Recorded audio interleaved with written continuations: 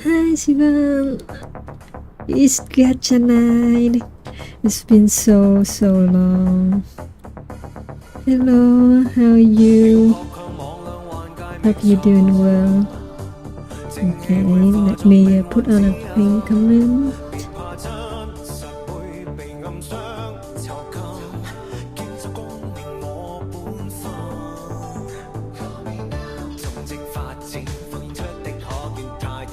I used to struggle with meditation. If so much as a fingertip trembled, Father would scold me. But when I started meditating on the balcony, I could hear the radio broadcast from next door. Da-dee-da! Welcome to the show! And it became the highlight of my day. Okay, let's wait for a little bit more and we will start the stream. In the meantime, you can enjoy the music. I really love the background music for this patch. It's from the showdown in Chinatown.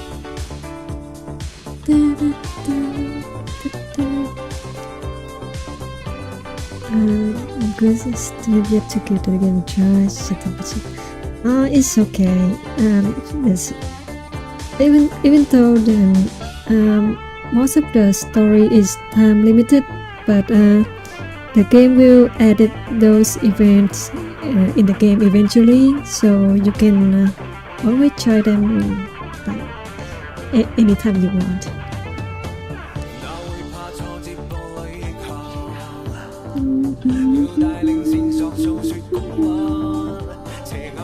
Because I also joined the game around, let's see, I think it was half year anniversary, so I couldn't play like, let me see, 5 or 6 updates from the games.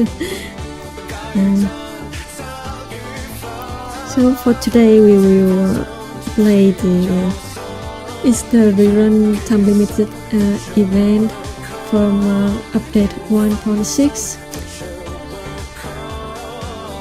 Okay, the music is loud. Okay, no problem. Try to see. Okay, maybe 44. Then let me know if it's still too loud on your end.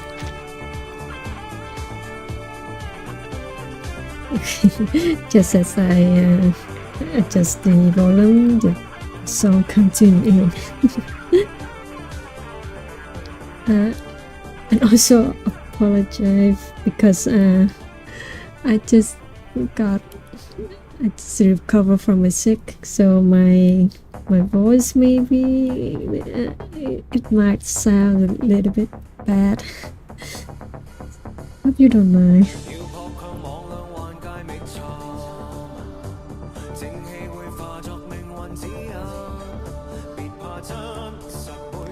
Okay.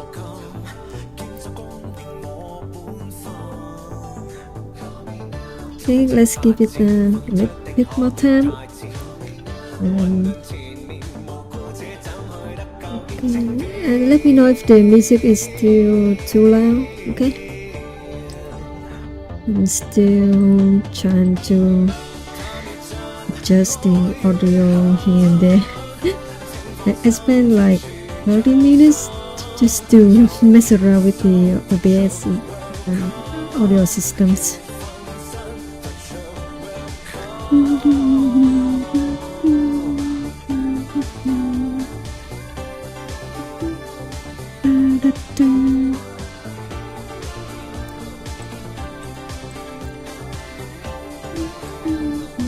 It's good now? Okay. So, I think let's just start the stream then. Hello everyone. So, we're gonna play Notes on Shuori. It's the time limited event from patch 1.6. This was 1999 half anniversary update. So let's see the trailer first. Oh boy. Okay, it's a rerun. Whispers of the Mysterious East. A team of investigators in a desolate land, uncovering secrets within city walls. Okay, the trailer might be a little bit Are loud. we really going in the right direction? This place is nothing but grass, grass, and grass. Grass, The Eastern grass. arcane skill you said is just a deception. No one is begging you to stay here. Oh Jesus.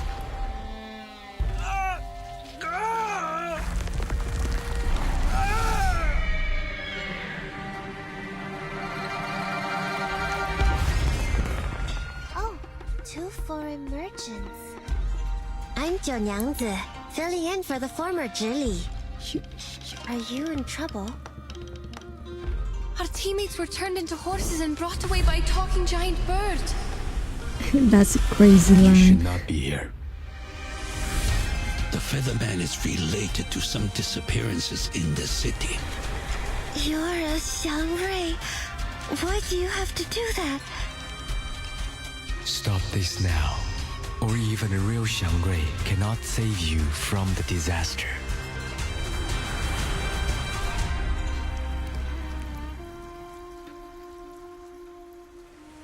Whoa. They pretended to be merchants to get into the city, but they are actually with the Featherman.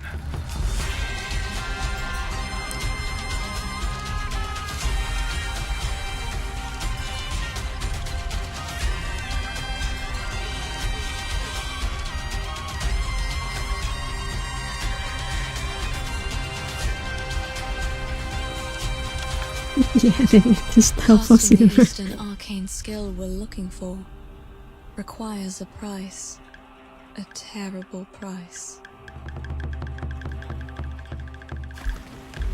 That's one crazy trailer. The picture of the wanted is complete. Please have a look. Great! All thanks to that foreign lady. She must be good at painting?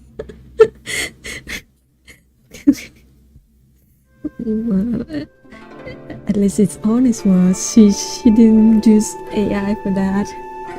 That's something we should praise in a time like this. Yeah, the art is super pretty. All of the CGs in this game are just absolutely gorgeous. So that's what the trailer for the Notes on Shuori. And I think I will butcher a lot of Chinese name in this. So we have this girl called Junyanzu, and she called this Spider-Man Sunray. Okay, that's on the Chinese name for now. So let's start the game and see what we have here. Alright, when I first joined the game, I tried playing the first chapter, so yeah, it's already unlocked, but the requirement was quite high for me, so I couldn't play it. And the event ended before I could try. Sad. Okay. Chapter 1. Safe travel. Farewell, mother. Leave your resentments behind. This is as far as it goes. No need for goodbyes. Let's go.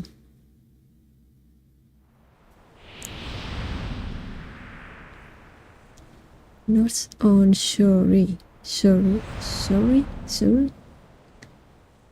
Safe travel.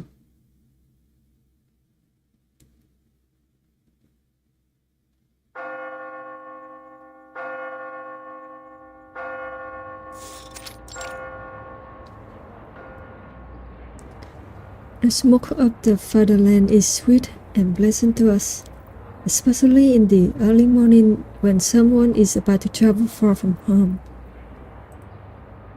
However, it's not obvious to this complaining lady. Газета? Их телега уже давно не появлялась. Я Is слышала, Russian? что цена была низкая и рабочих рук у них не хватало. Эти торговцы жадные, как бездонная яма. Впрочем, как эти фермеры. Newspaper, the car hasn't been here for a long time. They say the price was too low and they were short-handed. Those vendors are as greedy as a bottomless pit, like those farmers. Дым, пыль, приискиватели — это последнее, что нужно этому бедному городу. Shuori? Yeah, not on Shuori from Holai Ian. The smoke, the dust, and the opportunists are the last things needed in this poor town. В прошлый раз она была в отъезде целый год и не прислала ни одного письма. Сейчас она опять уезжает в такие места, где подружиться можно только с комарами, вшами и ссыльными. Last time she was away for a whole year and didn't write a single letter back. Now she's leaving again, to the places where she can only make friends with mosquitoes, lice, and exercise. Ew, lice, I hate them. Святая Мария, не дай ей заболеть или вернуться домой ослепшей, как та женщина. Sweet Mary forbid she should get sick or come back blind like that woman. If I remember correctly, I think this lady is talking about Yenisei. Вы имеете в виду медаль, врученная за исследование?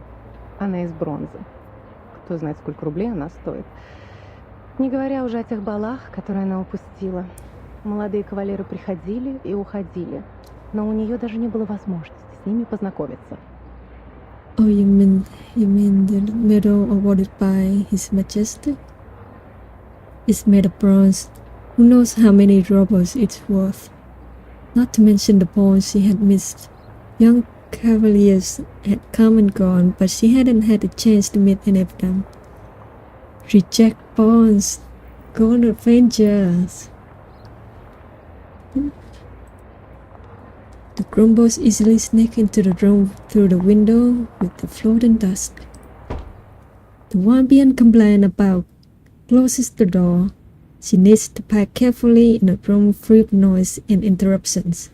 For a long journey, everything is too essential to forget. Route confirmed. Ah, my baby!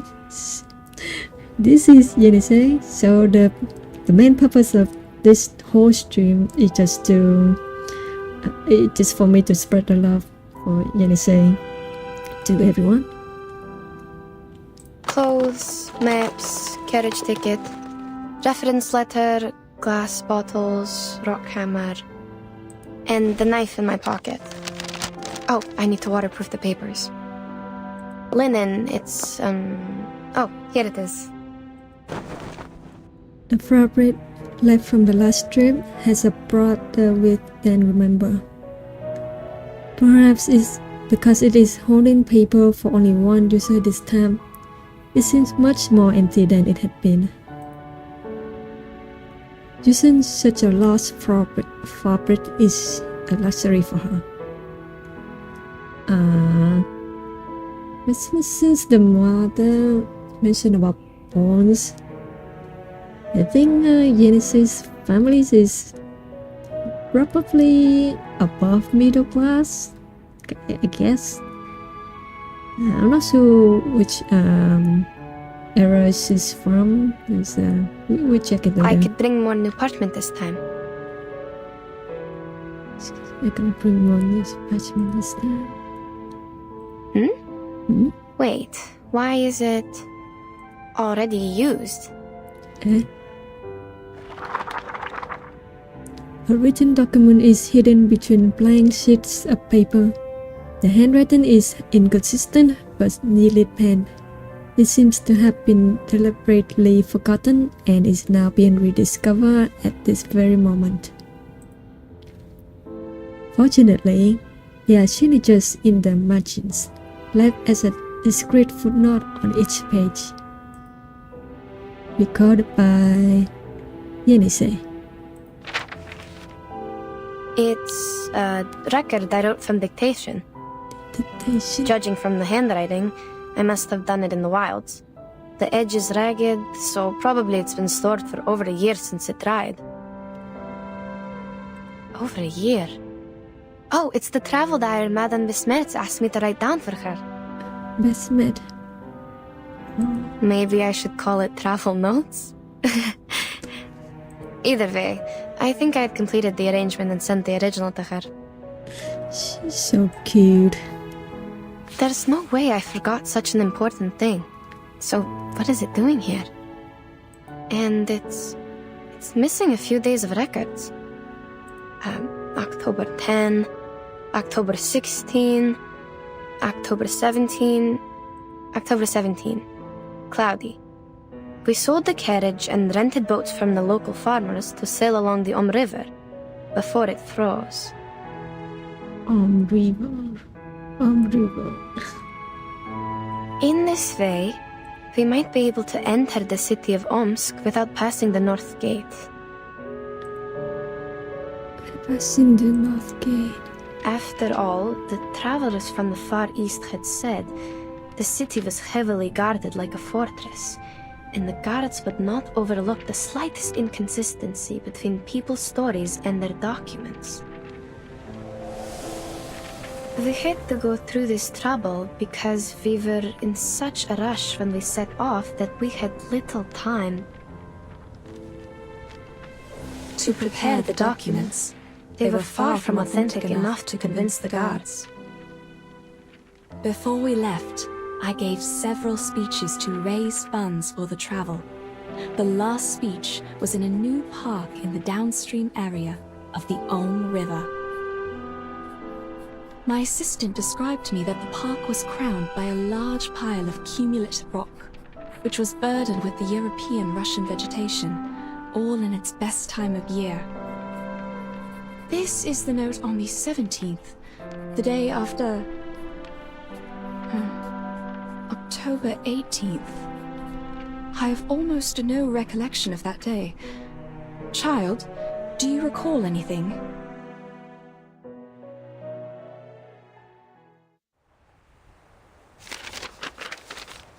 The girl is busy checking her records, but after a while, she opens her mouth to respond. October 18. I do. After we took a break and collected the supplies we needed, you talked to the governor. He introduced you to a historian and sent a land surveyor. Oh. Yes, I remember it now. Bits of trivia. Let's skip that day for now. Yes, madam. October 19th, partly sunny. I elaborated on my plan in my speech in the park. One of my arguments mentioned the Shuori festival in the Eastern Land. So the Shuori festival was also mentioned in the latest update page, patch 2.5, Showdown in Chinatown. So apparently the two patches was linked together. Legend of the Shuori festival. I was gratified to see that the audience was drawn to the relations between land worship and the historical geological features in Asia, and the investigation materials about a long-lost arcane skill. While the forms of land worship vary from one religion to another, the stories about an Eastern arcane skill known to the merchants as Ask and Acquire are almost identical. In those stories, men and women with determined minds overcame the highest mountain and the deepest canyon to seek an answer. They patiently endured the suffering like the ascetics, pleading for the gods of Shuori's motherly mercy and hoping to be given what they asked. The girl quickly makes a note of these important words. From unknown to familiar, she has known these names for a long time. Even to this day, after the Seekers are long gone, the god has never shown itself to any one of us.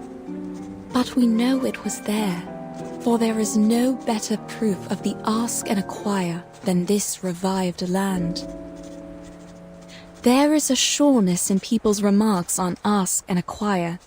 They are certain about its authenticity, like any geologist would not doubt the difference of soils in floodplains and mountains. That's right. Do we really have to see it to believe it? None of us have ever touched one sedimentary rock, but we can infer that such a thing exists. The girl's speaking transcription follows in close synchronization with the speaker's words. But even so, she hesitates at this moment. Madam, your analogy? Is there a problem? The existence of sedimentary rock can be verified, but that of the lost arcane skill cannot. She has a good point. Which is what I'm going to do now. To find the last piece of the jigsaw puzzle. Pardon me, ladies. Oh, it's the horse guy. A third voice rings out. A young man in glasses tidies up his clothes and walks towards them. She's right. We do need to find something, otherwise, how are we supposed to make up for this time we've spent running and waiting? What? Take a good look around you. The girl realizes that there will be nothing more for her to record today, and puts away her pen and paper. Then she stands to take in a complete view of the steps now that the roaring wind and rain had ceased. Vultures, the same color as the dark earth, hover above their heads, gazing with a scavenger's intent at all the creatures below them that seem to have stopped moving. The rain has stopped. Don't act like you just noticed it, miss. Okay. How much longer are we going to wait, huh? Long enough for the vultures to eat our flesh and bones? You! Yeah. Mr. Krolik, you're troubled by unnecessary concerns. Just being pushy. The vultures are scavengers. They are here only for the animal corpses brought by the thunderstorm. They will leave us alone.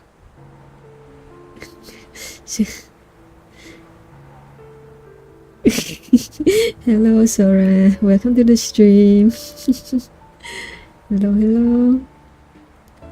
We just starting the notes on Shuori update, and because there are only a few days left, and I don't want to miss this again. I already missed this story back when it's first announced.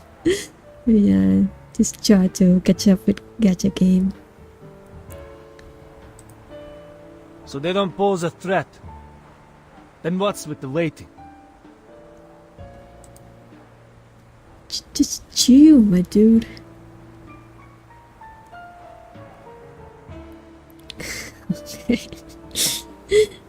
Yes, it's our main purpose in life.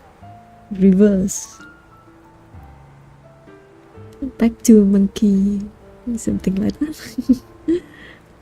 His hurried speech reveals his nervousness, though Genesee doesn't understand why. If you're trying to get us back on the road, you have the right to propose it directly. Yeah, just speak your mind. The team discusses to decide the next step. That's how things have worked all the way. We are not trying to waste your time.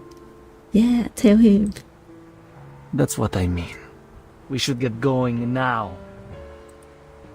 I see. We will suggest the directions as usual, and everyone will vote to decide, and... Oh no, you don't get it. There's no need to discuss or vote. What? Because we are not going forward, but going back. That's the only direction available. You can go back on your own. Genesis stares sullenly at Scarlet.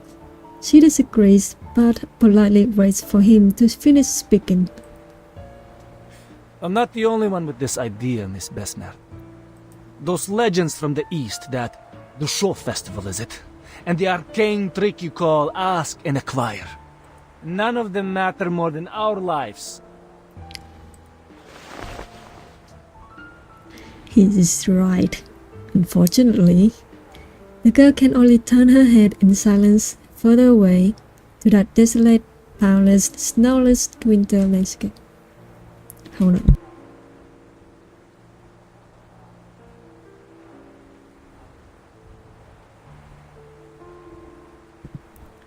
All that remained of the temperate land after its withered grass scattered with the wind. Sorry, I just got into the rain. Okay, let's get back. The storm they had encountered had blown through here as well, sweeping away almost every living thing. And the young man's purpose is as clear as the open land that lies in front of them. Can anyone promise there won't be another emergency like this? What if we can't find shelter next time? I mean, it's not like you're gonna die. Yeah. We'll be lying dead out there just like those corpses. With the game's logic, as long as your face have are drawn in very with lots of details, like with eyes and many details, like in playable characters. Yeah, I don't think you will die, so there's no need to worry. I hear you. It has been 37 days since the left arms heading south. The 5th day on this step, they have gone without fresh water. Wait, let me check. Russia. So they are heading south.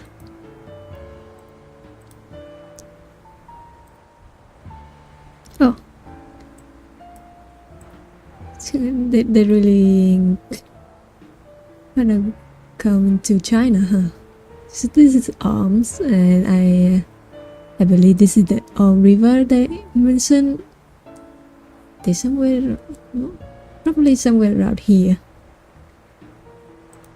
So they're heading south. They're gonna step into the China area. If everything had gone according to plan, they would have already been sitting in the supply station drinking tea. If they hadn't encountered this sudden storm. Okay, what kind of storm? Because in reverse 1999 storm is very normal. Yet the two people who put this very team together did not anticipate such an eventuality. Given what happened earlier, it is only reasonable that you would wish to return. This marks a moment of disagreement, when all of the half-met measures show the seat of discord. Janice is pissed off at the guy. It's really funny to see.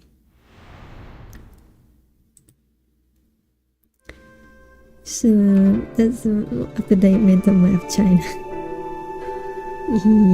Yep. I want to try a 3 kingdoms someday. Alright.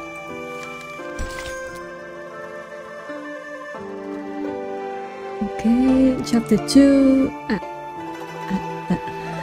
How do I pronounce this? Adagio? Is Italian, meaning at ease or slowly. Adagio. Oh, okay. Raise your hand and settle this like civilized people. Yeah, time to throw some hands. As long as nothing happened in 1800 years, I'm good. Absolutely.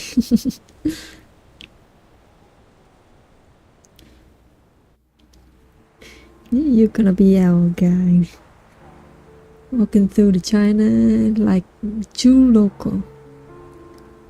There's neither a single voice of opposition nor one of support from their fellow travelers.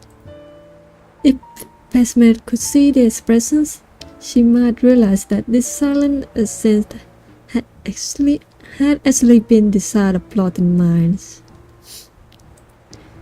So are we on the same page? I fully understand where you're coming from, and I acknowledge your reasoning. But I don't give a shit.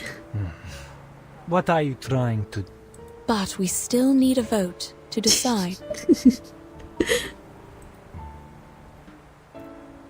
Crowley opened his eyes wide, pure joy flickering within them, and waits for the person in front of him to utter the words he longs to hear. Wait. Stop her. Yennecy couldn't stop the inevitable. The explorer, with a knack for speeches, always seems to have a strong belief in her own persuasiveness. No problem, of course. It's the civilized way to solve it. But I require we skip the speech. We have no time to waste on your monologue. Why are you so dislikable? All right. Madam! All right, gentlemen. If you agree to go back, please, raise your hand. As these words land on the listeners not far behind him, the people slowly begin to raise their hands to the ears, fingers crossed. You're not going back, gentlemen. In the end, Crowley has it. He faces both of them, simply raising his hands as though grandstanding somewhat, and a victorious smile stretched across his face. His punchable face. See, we can make decisions in no time. Right?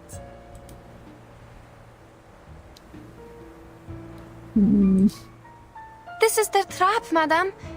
We can't just... Are you really fine with going back empty-handed like this? The vote was required by Miss Besmert, not me.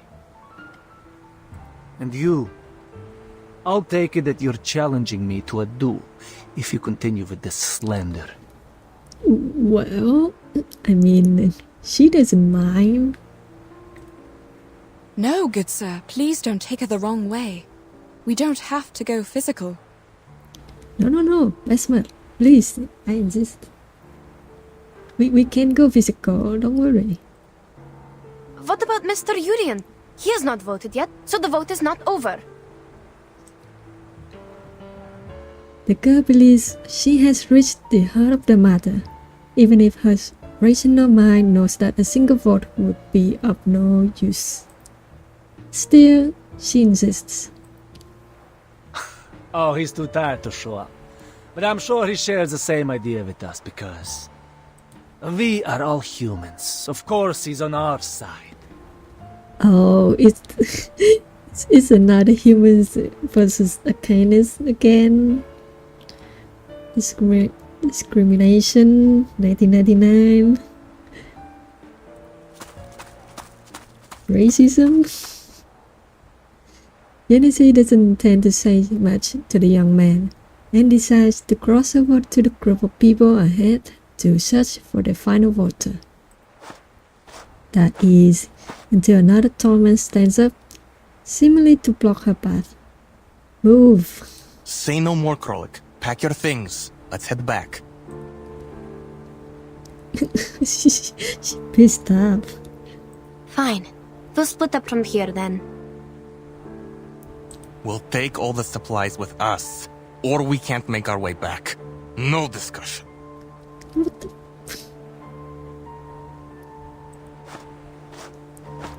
He looks even tougher than the communicator's descent, and after saying his piece, he brushes past Genesee down to the narrow rock crevice and leads the way toward the supply box behind them. A moment ago, they were all there, recounting their previous journey together. Gentlemen, the team was put together in good faith. Perhaps we should negotiate, not...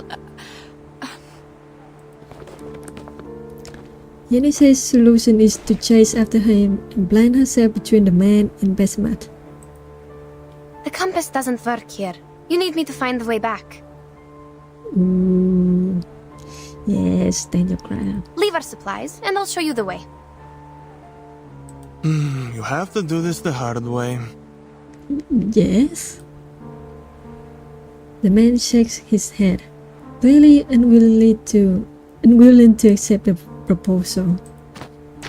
In her shock, Genesee instinctively protects the person behind her, realizing that confrontation seems inevitable. Fight.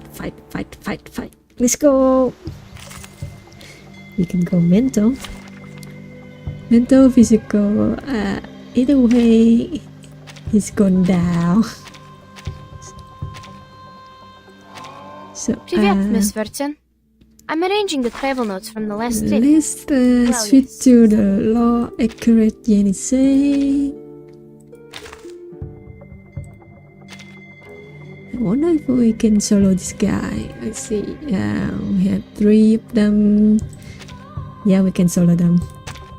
Let me solo them. Slow take their souls to the sea in the north. Kvashamusluka. Wait. Ice blood. Okay. Doesn't matter. I think I should have added another member. Just show another slot of card here. That's the direction. Oh well. Пусть le naufragé течет вместе с водой. Such rudeness! Kvashamusluka. Prepare to be drowned. Hey. You stop that. That's the direction. Ice flood. There we go. We've done a good job. Now, may I have a hand towel? Yeah, it's like, even though she's only 5 stars, she's such her whole aura is such a protagonist. Yeah. Oozing the protagonist energy.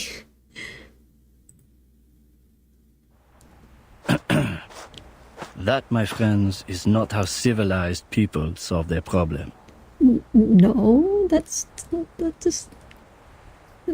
very civilized. What you are. The voice is calm and composed, but its gravity brings a swift end to the playful too. Playful? Playful? Mr. Jorian! Well, I mean, yeah, because I didn't one-shot everyone, it's kind of playful to him. In the marksmanship team of this shot, the eldest member is often bestowed a special prestige based on their experience. Mr. Jurian. Mr. Jurian. Monsieur Krolik, I thought you were here to discuss the reallocation of supplies with Madame Besmer. I didn't expect this. Well, It's true that you didn't choose to be here. You are here because you have an important mission given by the governor to complete. You have a mission, not just begging to go back. We have come this far. Do you really want to give up now? The man's frame visibly shrinks. The pretense of communication has been exposed, and every word spoken by his elder makes it more and more impossible for him to offer a rebuttal. As for you, gentlemen, Petrov, I'm surprised you're here too. It's a risk that none of us expected, but it shouldn't have broken your will. I remember you showed a great interest in those ancient strata in the south when we were at the speech. All we need is safety. Well, everyone's still alive. There will always be a buffer period after extreme weather. We should seize the chance and head back. If you persuade Miss Besmet to give us a confirmed date before which we can find the running water and come back, we can stick to the original plan. Madame Besmer? Certainly. You see, these are all negotiable. Wait, about the date. We can only decide after making an inventory. On hearing these words, the man takes out his pocket watch, checks it twice, and shows Janice the current time. You have 30 minutes. 30 minutes? For inventory? That's enough. You go, girl. A brief consensus is reached, and the others scatter back to their former places, gathering supply boxes together and waiting for a response from the two in charge. Besmet casually touched the wooden box. The younger comes to her side with a pen and paper, making a quiet record of things. For a moment, the only sound between them is a pen on paper. You know... Mr. Jorian is very interested in Arcanum and Arcanists. He is the keenest supporter of our journey besides the governor. Okay. Even if his understanding of Ask and Acquire is significantly different from mine. The girl continues her rummaging and recording while responding gently and deftly to Besmet's habitual approaching of this parlor topic. The legend of Ask and Acquire, as told by many merchants, always involves a certain price. The price takes different forms in the stories, but mostly it is a great danger. I believe that refers to the highest mountain and deepest canyon in those stories. I reckon so. But Mr. Jorian, as a human historian studying the arcane skill, believes it's a form of exchange that arcanists make with nature. A form of exchange with nature. And you think he's wrong? At this stage, we can't verify anything, so all these assumptions will have to remain assumptions. However, as we are getting closer to that mysterious land, my craving for its knowledge is also becoming stronger. Between these words, Besmet walks around to another box and notices that the closer the instrument is placed to it, the more distinctly she can smell the alcohol. It is obvious that the alcohol prepared for pollen point measurements had been used as an emergency resource during the night when the temperature dropped drastically. We shouldn't ask too much for just a ragtag team. What do we know about the supplies? Put aside the water problem, the supplies can feed everyone for 8 days, maybe 12 if we economize. We can hold even longer if there are any preys or herders along the way. Oh. She's really, really good at this. Are there any supply stations? Our supply stations are not on these plains. At least not on the map. How much drinking water and alcohol do we have left? Approximately...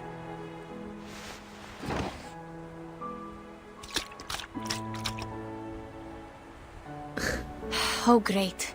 These idiots put water in the alcohol. Now we are short of both. Why would you do that? At least the alcohol has kept them warm. Wait. They were short on fresh water. Like for how many days?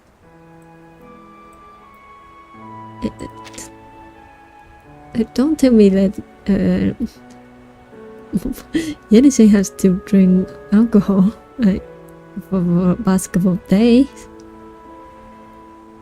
They could have just drunk the alcohol. Yeah, it's true. The weak ass. You could just drink the alcohol. All right, child. Now we should focus on the direction for the next step, not these bits of trivia. Yenisei is so ready to throw hands at all of those men. Regarding which, just to be clear, what I have in mind is only slightly better than nothing.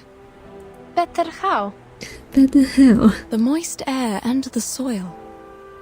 Have you noticed? The soil beneath our feet is way too sticky, even for a land after a thunderstorm. I'm not entirely sure about this, but I tend to think that there is groundwater beneath us. Oh, interesting. Which means we are close to running water. Oh. All right. Let me think about how to get us there. Can't you use your arcane skill? What? Just because you don't know what to do doesn't mean you should count on this thing. You're not like them. I just want to make use of everything we have. Fine, I told you how it works. Without new running water, the old samples in the bottles can only show us the way back. That's the best they can do. It's better than nothing. To prove this, the girl takes a glass of water from her person and places it in the waiting doubtful hand. This one is from the lower course of the River. The arcane energy I can use for divination is almost faded away. Also, her arcane power is divination? Can it show us the way back?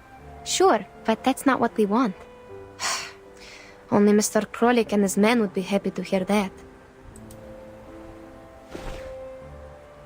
Upon hearing this, Basmat stands up straight. Although she cannot see her eyes, her sullen posture alone seems to affect an aura of gravitas. Yenisei looks up at her and can almost hear the sound of gears spinning in her skull.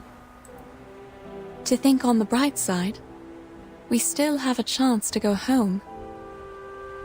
Ah, I see. But I didn't leave my homeland to go back there, madam.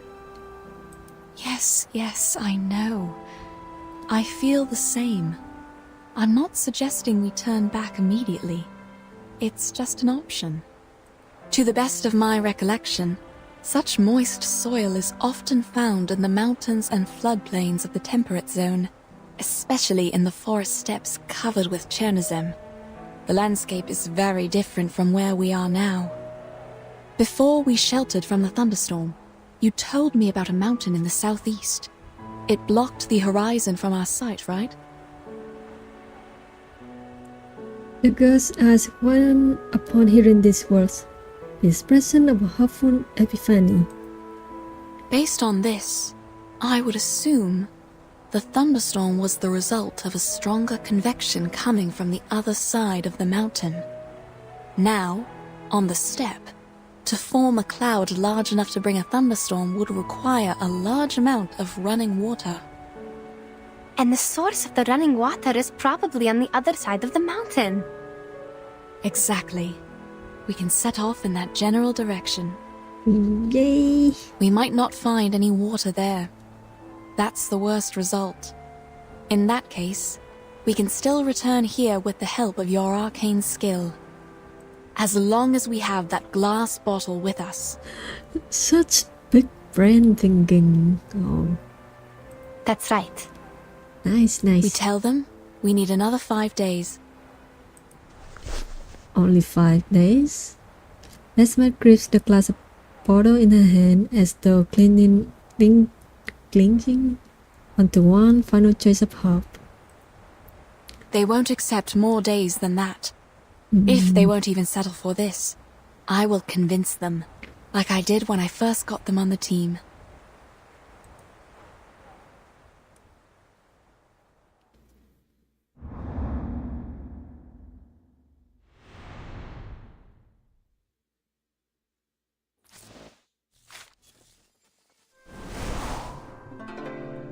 Okay.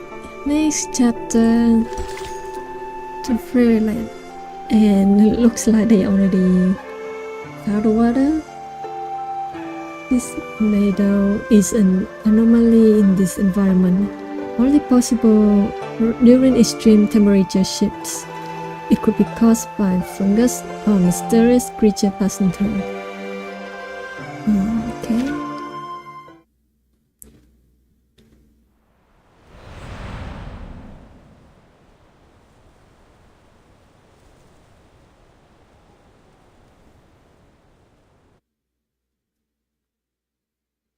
Besmet did indeed succeed. On one hand, as she clearly points out the direction of her thinking and provides reasons and arguments for her judgment, her human companions are easily convinced. On the other hand, all other concerns soon cease to be of significance. 2 days later.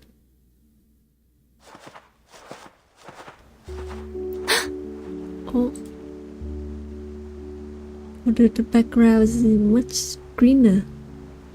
The girl's eyes widen as she looks, blinking at the flowing stream appearing seemingly from thin air, not far from them, as though staring at it might restore all to its original state.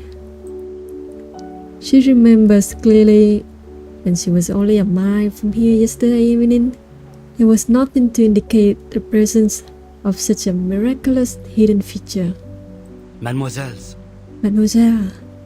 this is a miracle. I'm glad we didn't give up and go back. Oui. Wait. Something's not right. Huh? What are we waiting for? Not intending to wait for an answer, he runs toward the stream, an unheeded reaction to the long labors of their journey through the desolate wilderness. We are on the right path. I have nothing to say. Right. She is so unlikable. The humans move briskly toward the rushing stream. For a moment, only the two arcanists remain skeptical about this new variable. No, wait. Please don't. Unable or unwilling to heed her shouts, they rush into the stream, sinking their faces into the water and pulling them out, with smiles as wide as if they had never seen such natural beauty before. Standing beside Besmet, who had failed to stop their advance, the red-haired girl cautiously restricted as well, marking a sharp contrast with the humans who embraced the water like a fish too long in the air. What? Madam, you didn't tell us the running water was right on the side when we pitched camp yesterday. Yes, because I didn't notice any signs of water. This is not good.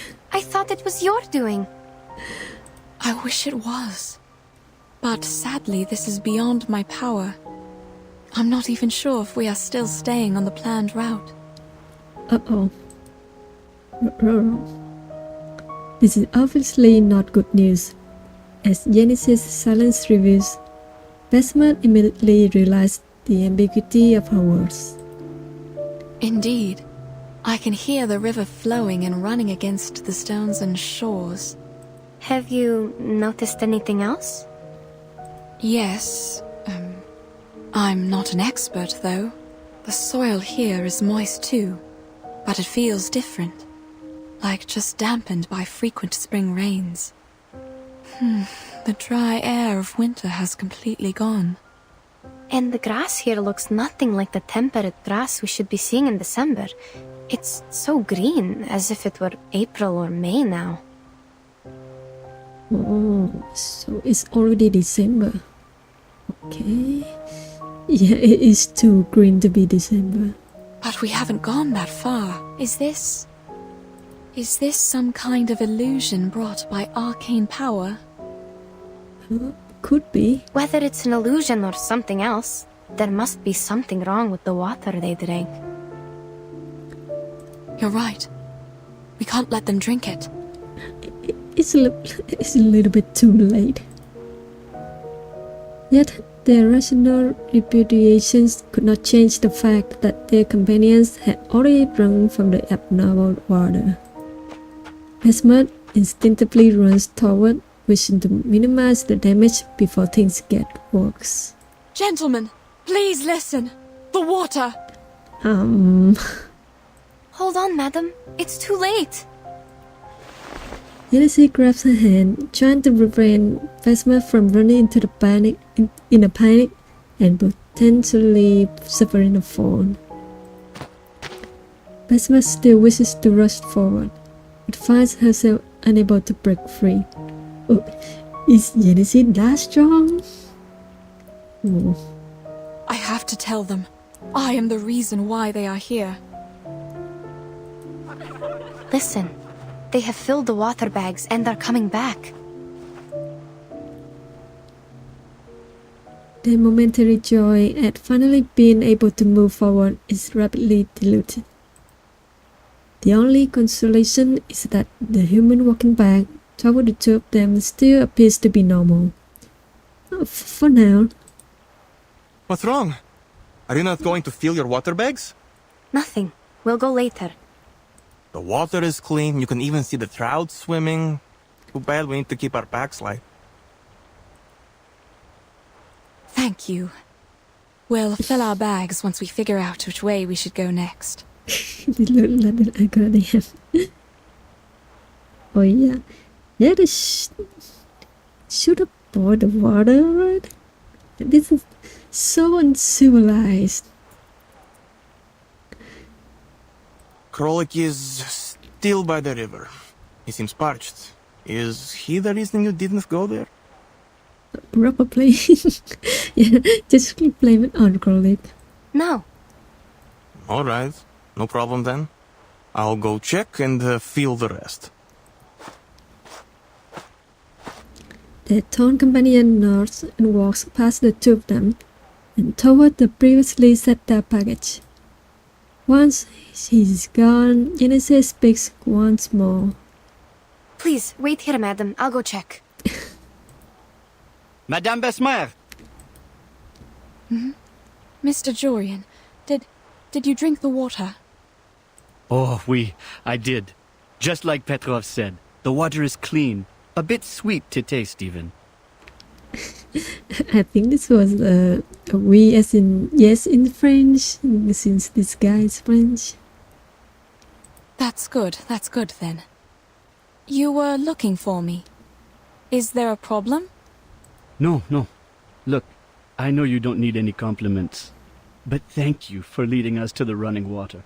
I'm glad you once again earned their trust. Since you put it this way, it's kind of hard to tell you the truth now. Maybe we should thank the Ask and Acquire. Huh? Now, it's time for us to set out again for the Eastern Arcane skill you mentioned. But before we do that, I remember you once mentioned your assistant during your speech, saying her arcane skill was related to water and could find directions in the wild. Yes, You remember it correctly. A glass smile of acknowledgement appears on the face of the middle-aged man, his enthusiasm compelling him to ask one question after another. Ah, that is so wonderful. Earlier you said that this was a safe gap, but at the time you did not explain in detail how it would work. Now, may I have the honor to witness it? How does she communicate with water? Will she be possessed? That's a lot of questions. Or like those mystics in the palace? Sir, my arcane skill cannot predict what will happen precisely, and it is not cast through possession. Please do not overestimate what you don't understand and simply count on it. Oh, yeah, you tell him, girl. You tell him. I know, child. I'm only curious and hoping to see it with my own eyes. No. No, sir. It is not an exhibit in the museum or a play in the theater. Oh. She has a way it works. I like her. I like her a lot. I didn't experience the story back then, but through her voice line, I can already tell like 80, maybe 90% of her personality. Oh. So she's so fierce. The girl shakes her head and firmly refuses Julian's request once again. But he doesn't care. He has received more of an answer than he expected, and as he leaves, he smiles and straightens his collar again, bidding goodbye to both of them respectively. No, she's not mean. This is just like I assume this guy has already asked us to demonstrate her arcane power, like before during their journey. So yeah, I think her response is very understandable. They look all right. For now, yes. I feel uneasy about it. I have to go there. There is little you can do even if you go there, given the condition of your eyes. I will go check them, one by one. Wait. Mr. Jorian just asked about your arcane power. Maybe now was a good time. What? When you look for the direction with your arcane skill, check if the water is real. Oh. What if it's not? This week kind of fuck, girl. In that case, child, we have no choice but to divine our way back, with the water in your bottle. Besma's worried and helpless voice echoes in Genesis' ears. Fine, I'll do it. I will find the direction through divination, verify if the water is running, and check if anything's wrong. The girl takes a step forward and walks toward the strange babbling stream. Oh.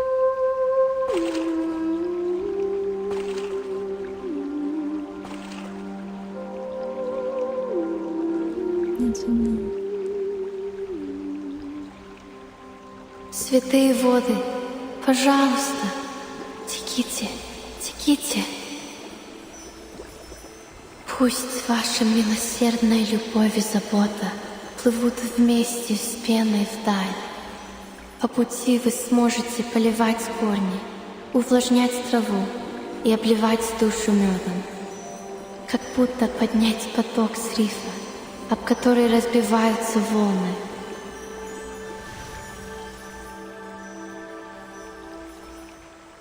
Я пойду к этому потоку.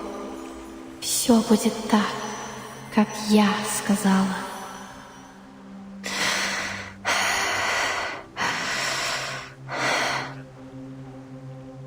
Wow.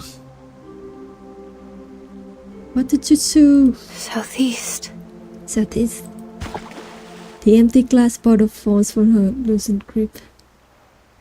Oh, that's such a nice scene, like very nice cutscene. I love her accent so much. It is so calming. The girl looks dazed as she picks up her diamond heavy feet from the water, heading to the southeast. Huh? Hey?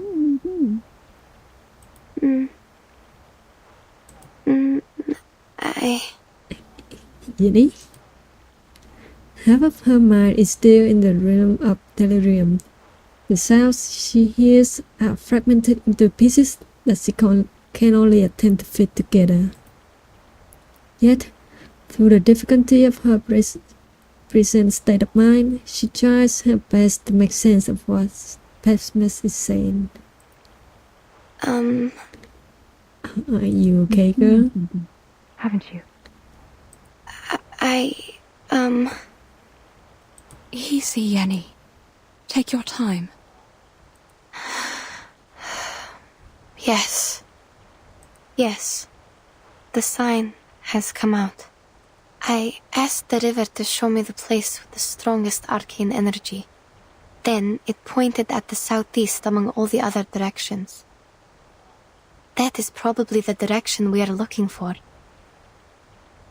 And yes, this river is real. Running water. It is flowing with vitality. All right. Perhaps I was wrong. It's never wrong to consider all the possibilities, madam. I asked to see her divination. He lives in Emily performs. Well, as I say, let me see what. Let me see. But yeah, it is not an exhibit in the museum or play in the theater. Too bad. It's only for best way to see. No third party allowed. Too bad.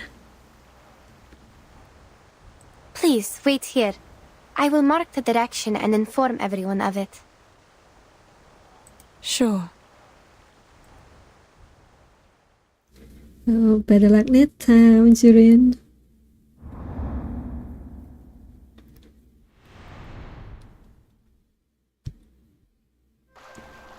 Strain horses. Get turned into horses, you stupid. The walking man, the crouching animal, in the blink of an eye, in a fleeting moment. It's housing time.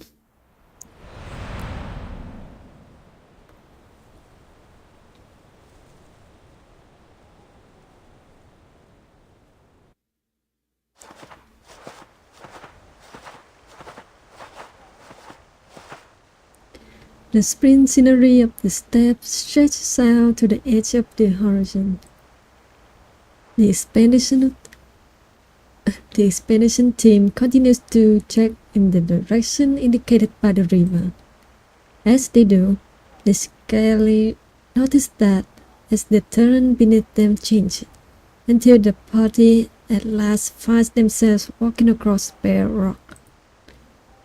The uneven green rocks merge with grayish and purple granite, rough and jagged, in sparse tumbleweed and sand-rise plants pierce through the jagged stone, billowing and cascading, and then plummeting down the cliff. Where are they going? Go from the probably reaching some kind of mountainous area. The travelers also feel as though they are moving downward, as the surrounding peculiarities increase. So too does their breathing, which becomes increasingly restricted. Huh? How come their breathing restricted if they're moving down?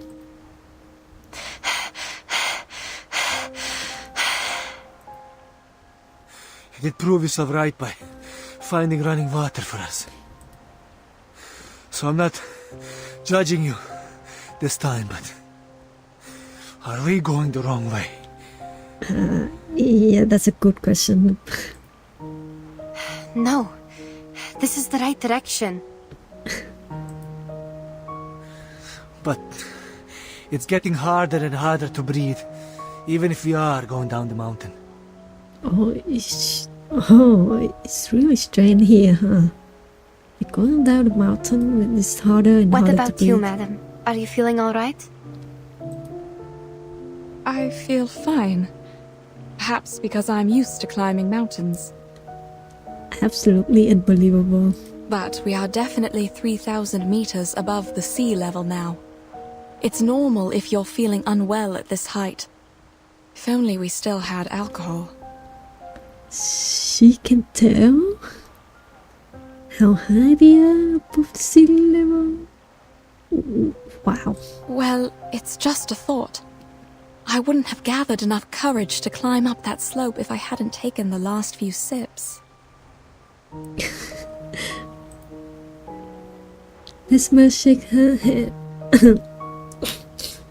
Vesma shake her head, dispelling unnecessary thoughts, and instead pursue another possibility. But, child, are you sure we are on the right path? Even Vesma is unsure now. I don't think it's wrong. The clearer the sign, the higher the accuracy. And the sign I just saw happened to be exceptionally clear. What about the others? Are you feeling all right? Shall we stop and take a short break? I have a bad feeling. Instead of a break, we need a new direction. Back home, for example. This guy, he has a mission assigned by the governor, and he keeps just keep telling us to go home. Before we do anything, can we have some rest? My head has been pounding for a while. I thought it was common in the mountains and you all felt the same. Yes. Headache is a common altitude sickness, sir. Wait, is that tumbleweed? I don't think it belongs here. Yenisei finally noticed a large bundle children not far away. I hear... Are they rolling nearby? Are you sure? Tumbleweed on mountainous This is not the right season for them to roll and spread seeds. I'm not seeing things, I guess. But I don't know why they are here. And those flowers. The team members at the end of their procession stop in their tracks. The others beside him also stop as a result, until the entire team comes to a standstill. Something's wrong. Yeah. Hey you! Where are you taking us? Haven't you noticed the rocks around us? Their color is abnormal. I've never seen anything like this. Not even in books. And look at the holes in the rocks. They were made by water erosion. And that's not supposed to happen in this climate. Calm down, sir. Perhaps we have reached somewhere beyond the other adventurers' records, but that's all. What about this? How are you going to explain it? Another one of your stupid arcane skill tricks? Okay, shut up. Yenisei lowers her head to look at what seems to be ordinary yellow flowers. But these flowers wither almost immediately after blooming. It would be difficult to describe such a scene as anything less than a miracle or a curse. What? This is... What is it? Explain what? I don't know what species it is. It looks like a mini sunflower, but...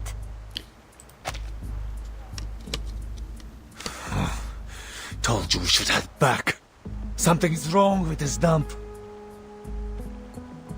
Agree. We have a situation now. We should go back while we still can. Mademoiselles, I have to say this is beyond my imagination. It's just a flower, yes? Why are you all so scared? I can't see, but...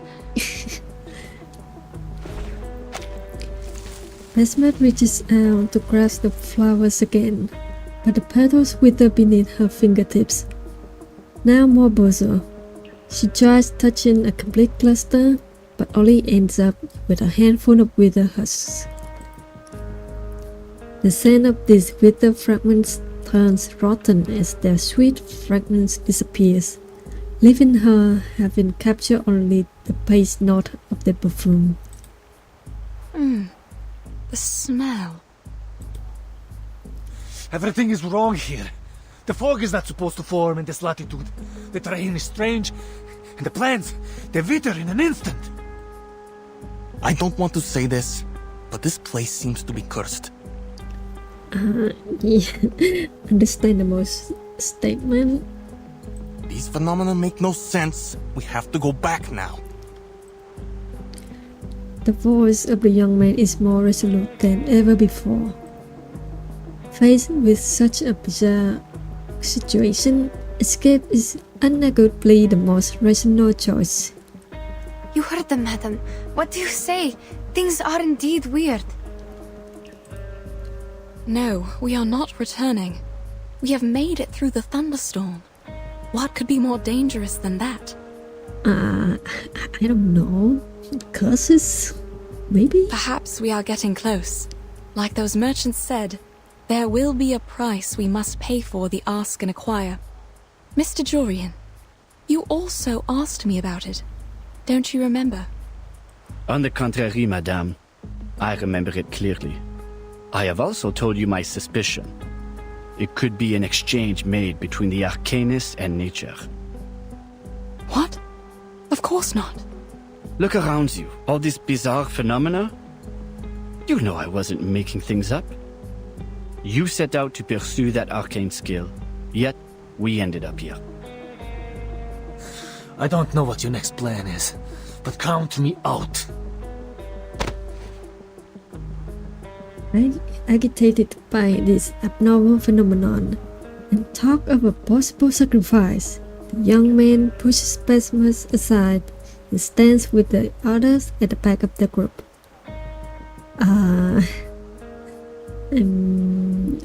Well, let's just say it's understandable. Like his action, his words, yeah. A previous scene of divisions and opposition repeats itself. No, I swear on my life. That is not my intention. Madame Besmert would never do that. The point is the compass doesn't work here. You will get lost on the way back without me. There's no doubt this is part of your scheme. So what scheme? Come on. Excuse me? Mr. Jurian already told us about your secret arcane skill.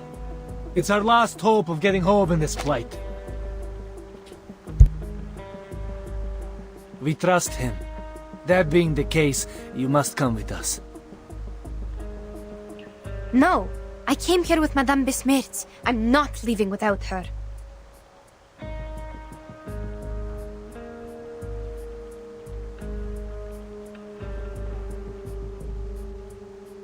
Let's... It's fine, madam. We can keep going on our own. Let's go back.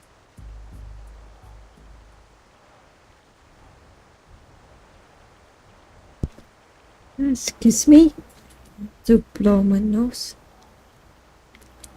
Are we going back now? Unless the person she's pointing lowers her head first. It's talking it must be to make you so uneasy. OBS? No.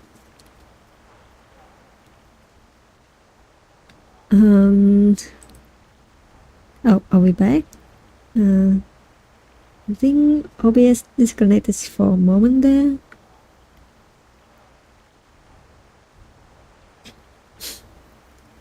Okay. I think we're back. The connection seems to be stable now. Okay.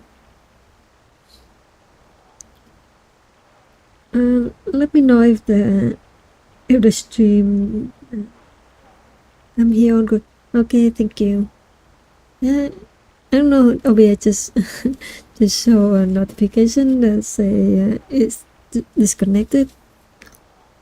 I guess it's fine now. Okay, let's get back. When we get back to the pasture land, I'm sorry, madam. We're not taking you. Excuse me? I don't think we have enough supplies for everyone to make it back. So certainly someone must be abandoned. Well, you. Elise takes a step closer until she's completely blocking the depressed Besma's path.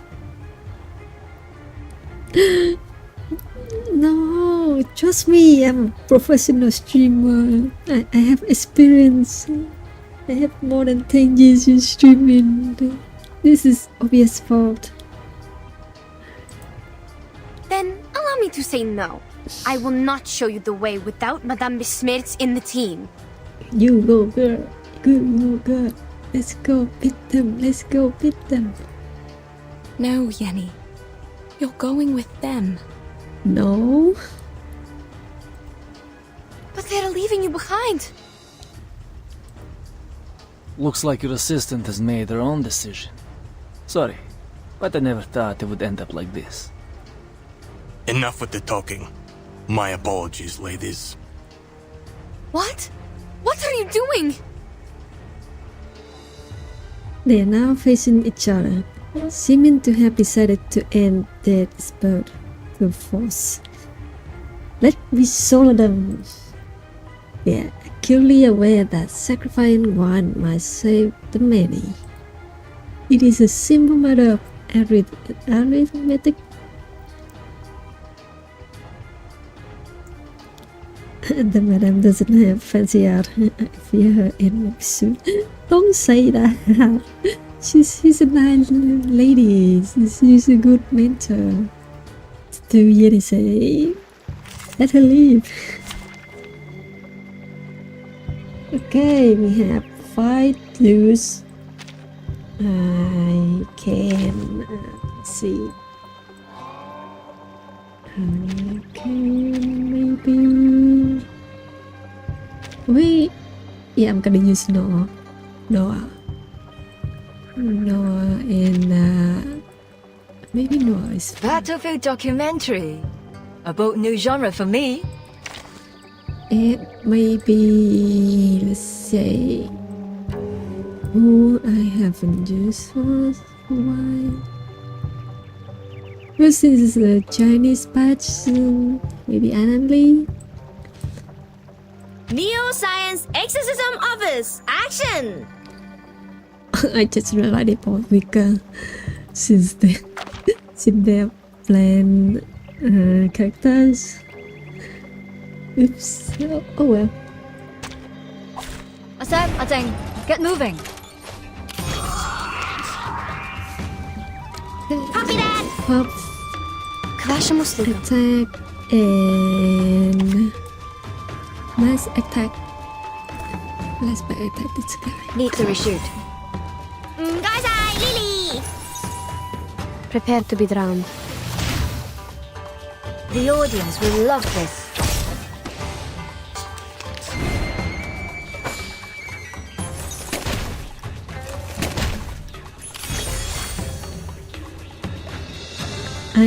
I finished Noah's character story earlier and it was so well written.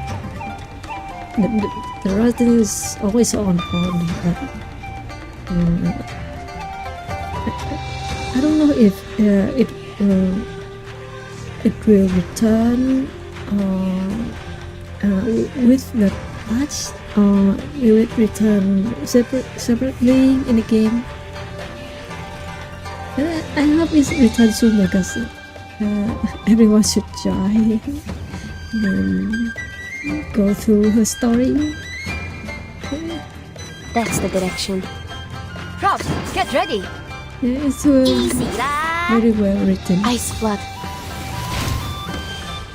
Yes, this is perfect. For Wonder Talisman Scientific Version!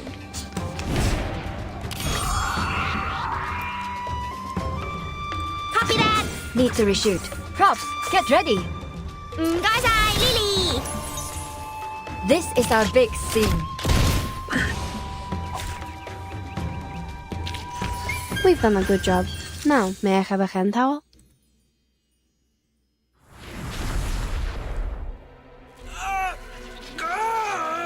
Get horses. Yeah. Hey.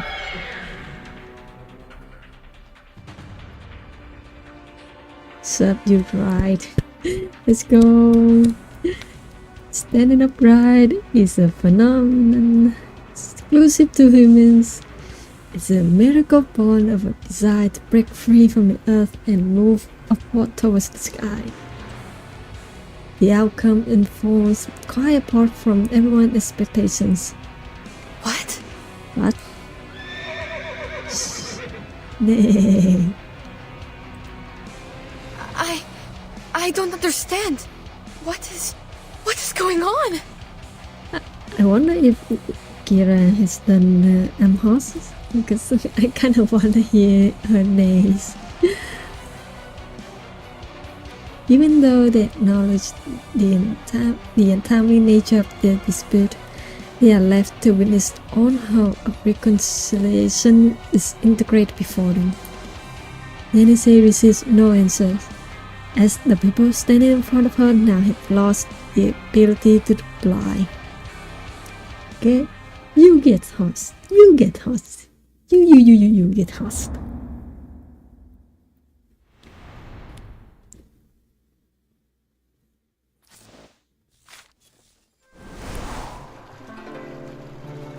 Language barrier. oh, the phenomenon. A tower built of snow. How come no one has ever mentioned it before? Yeah. Interesting.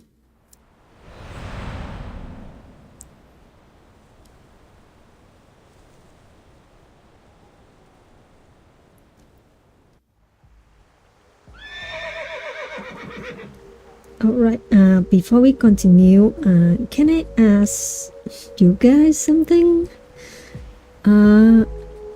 I just received a DM from my kind of a well-known account saying they accidentally report my Twitter account under fraud activity or illegal purchase, and that person already received an email similarly from Twitter. I'm not sure if the email is legit, but it said that I have only 12 hours before my account get revoked or maybe banned or something, not sure.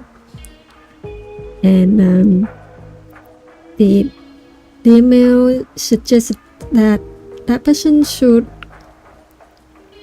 reach out to corporate security head by filing a friend request on Discord for proper assistance. Failure to validate the legality of an account within a specific time frame, 12 hours, might lead to account suspension, limited, or banned. Has anyone received this kind of incident before? Because the email they sent me seems very fishy, and I'm not sure should I contact Twitter or the security head mentioned in the email, because it's just so fishy to me.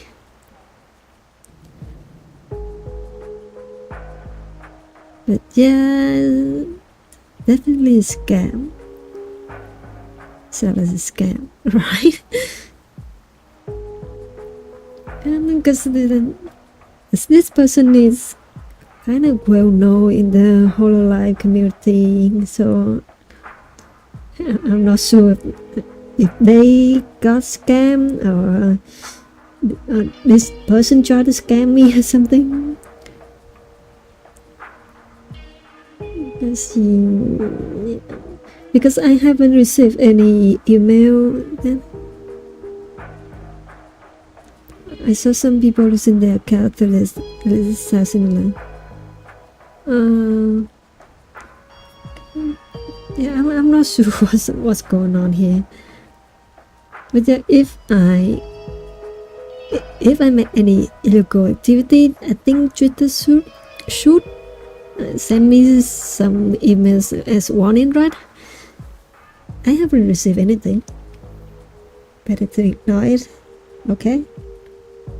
Well, after 12, oh no, after 10 more hours, if you cannot find my account on Twitter anymore, then yeah, maybe I got banned. And well, in meantime, I will ignore it then. Okay, let's get back to the game. No way. Turning around, she finds that her companion has transformed in an instant from a human on 2 feet to a strange hoofed animal on all fours. As the only person to have witnessed the entire process in detail, with every aspect too difficult to comprehend, she can only turn her puzzled gaze toward her elder. But Basmat is also in the dark. What's this noise? Mr. Krollick?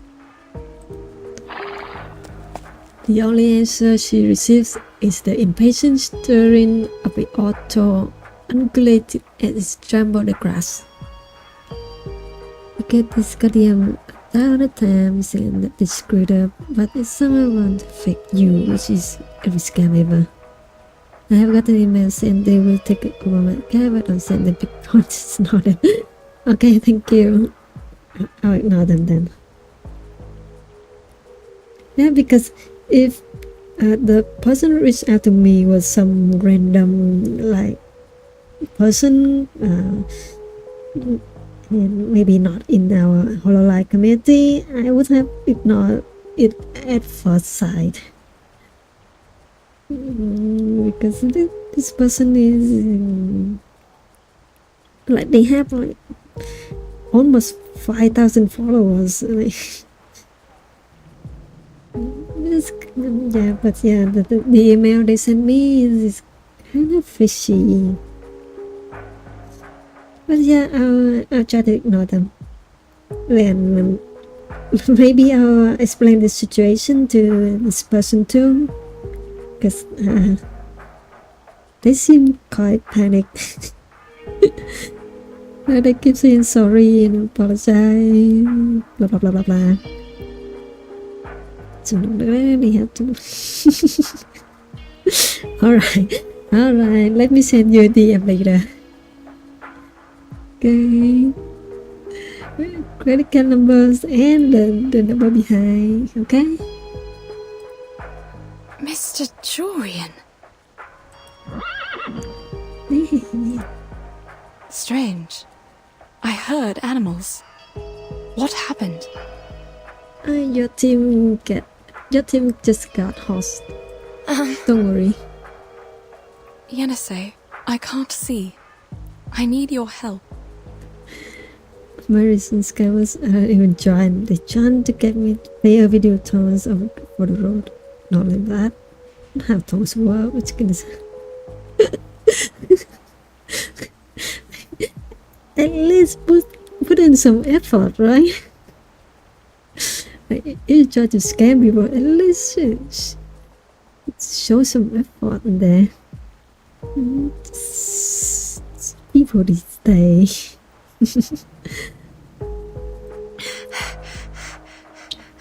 Oh dear.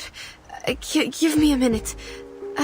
Looks like they turned into, I don't know, striped horses? Sorry, I'm not sure. I've only seen similar animals in books. They look a bit smaller than horses, but taller and bigger than donkeys. And they have yellow stripes on their skin. Honestly, Yenisei has been really calm towards this situation right now. Perhaps some local species on the temperate steppe. Are you certain they're transformed from Mr. Jorian and others? Not the livestock of nearby herders? And Besmet is being Besmet. I didn't cast any violent arcane skills on them, nor did you. Besides, I didn't sense any fluctuations of arcane energy. I'm sorry, madam. I have no idea. I think if this wasn't because of us, there must be someone else around. Stay close to me. The importance of rallying together and remaining vigilant has already been proven to them. The sound of raptor wings rapidly slicing through the air, rushing towards the two travelers and their horses. It's here. Watch out. What is it? Some bird of prey. It's fast, judging from the flapping sound of its wings. We must go up front to protect Mr. Jorian and the others. They might be its target. Oh, yes, the flint. Take out the flint. Kindle the sand rice to drive it away. No, wait. You want to burn something? I don't think that's a bird of prey, but the human with wings. And it's not coming any closer? The girl hesitates upon hearing the sound of music. The music had been playing for a short while, when those huge wings stirred the air into a violent storm. It was totally drawn out. It wasn't until it gave up on advancing that the slow flapping of wings was covered up by the music. But the tone of the music is unknown to all present.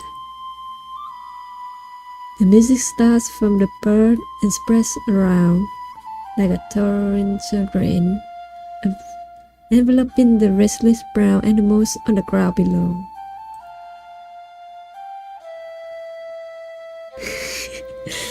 The hills are alive with the sound of flapping. The horses look up in search of the source of this melody, as do the two other listeners.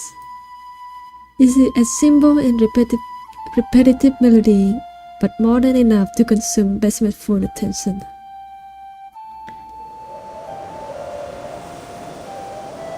Wow! Handsome birdman! Oh, pretty CG. Hold on, CG time.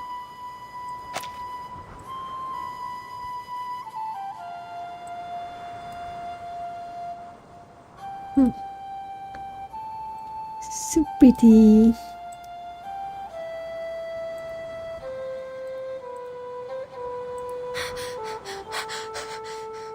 Madam, that thing is a... Huh? The fierce step winds carry off her cries. What? What did you say? I can't hear! I said that thing looks like a human with wings! A human?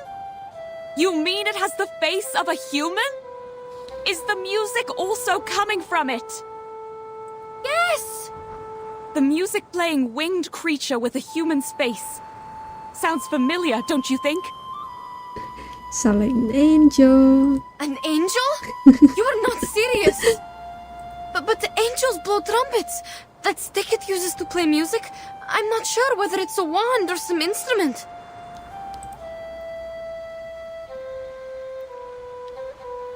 The girl's voice cannot conceal her doubt.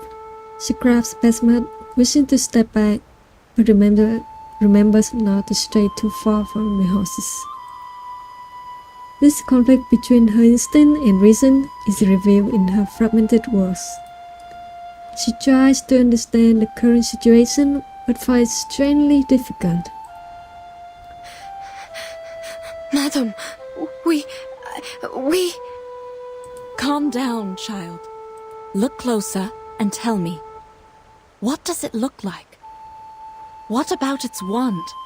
It has a human's head, dressed in grey with black wings instead of arms. Looks like a huge bird of prey. While the wand, I don't know how to describe it. Girl hurriedly lifts her head again to confirm, and add a supplementary defense to that which she still cannot clearly express. I think the way the game use the character to describe the things around them is pretty clever, don't you think? Like they don't have to use cutscene and stuff. They don't have to. They was able to save the budget on the cutscenes and use the character to like describe and this and that. Kind of clever of them. Oh boy, the results in reverse 1999.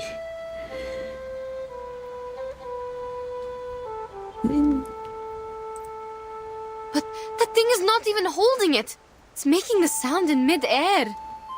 Sounds like a harpy, if there wasn't a wand. But it doesn't quite fit the descriptions in the book. Neither the color of its feathers nor the environment does.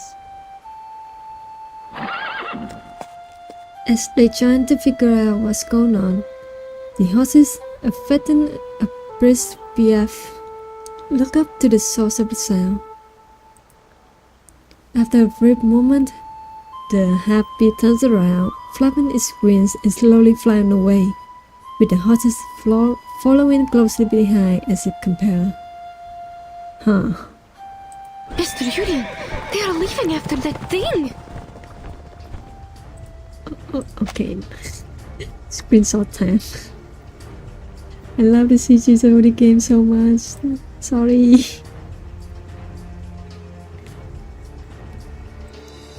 What? The art is so well. Maybe the coloring, the brushstroke is so good.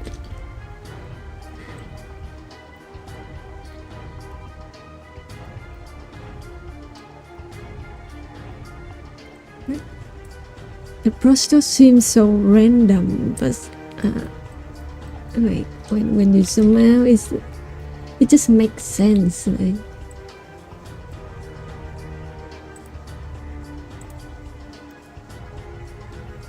Stay calm, Yenisei. They must be under its control, but I'm not sure if a harpy can manipulate its subjects from a distance. Looks like legit. Yeah, it's looks like something that can be put in a museum. This much strange to extract something useful from her mind, hoping to find anything that might explain the absurdities before her. In the end, she gains nothing, and the dove strikes at her head again like a well-placed hammer. All right, let's hope that... Hope that Harpy doesn't eat horses? Madam, we can't just stand here and hope. Nonsense. Hope that this is just a mind-controlling arcane skill, and they're just affected by it. That's right. We must follow that creature and break the spell on them. Now you need to... Besmet grabs Yenisei, while her other hand points firmly upstream towards the herd of horses. Yenisei takes only a moment to understand her intentions and calms down. Alright, I see what you mean. I'll go first. Please listen carefully to my footsteps and find us as soon as possible. Let's go.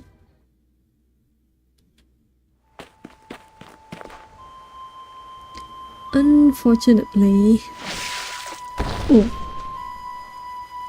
they quickly realize the creature doesn't need to look back to know what's going on behind it. It merely raises its talons to deftly parrying Yenisei attacks. That is to say, they realize soon enough that its power is far beyond what the two of them had imagined. Hold there! What on earth do you want? Answer me! Wow. Perhaps it is because of this disparity in strength that the happy seem not to feel any need to pay attention. It was around in the air. However, Genesis struggles to see any discernible expression on its human face. 归去， Huh? 此处并无尔等所寻之物。 Wait, he? 归去， What? Wait. 此处并无尔等所寻之物。 He speaks in Chinese? Why, I remember this. I think I watched someone play it, and the whole conversation was in English. It wasn't in Chinese ladies before. 既如此，不如归去。 What is this sound? Speaking or singing? Sounds like a young man. How so? It makes sense that Yenisei was so surprised when the creatures start speaking. I think it's a new update because before it suddenly speak English. Well, at least it's definitely not a harpy. Perhaps it's talking, but the tone sounds strange. I've never heard any language like this. Hideshi tries in vain to continue forward, but the giant bird shakes its head in the air as though issuing a warning. Oh, so some of the dialogues have changed too. Oh. Because I remember she didn't say anything about the language, because the creature starts speaking in English like not proper English. He just say like some old English, like turn thee back and sit for decide elsewhere, something like that. But it was in English, not Chinese. 此处并无尔等所寻之物。 Oh, cool update. It's really cool. 若执着于此，便是光阴蹉跎，前程枉然。勿要上前了。 We don't understand you, Batman. As the wings of the giant bird rise and heave, in addition to the strange instrument, the horses also turn around. Their unhinged companions stand in the way as the music suddenly shifts from a melodious tone to a piercing frenzy. It paints the scene of a hopeless conflict.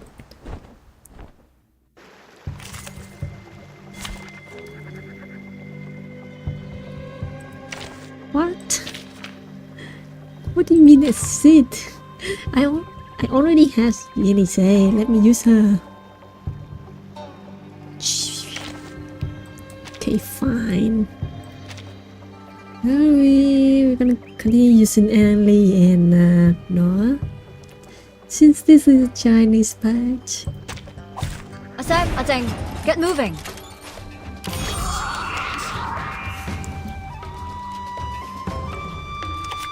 I keep forgetting which one is the Props, best get ready. one. К вашим услугам.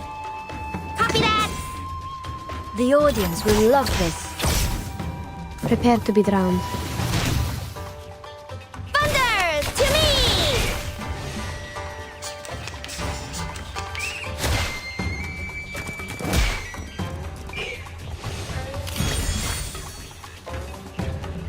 Easy lah!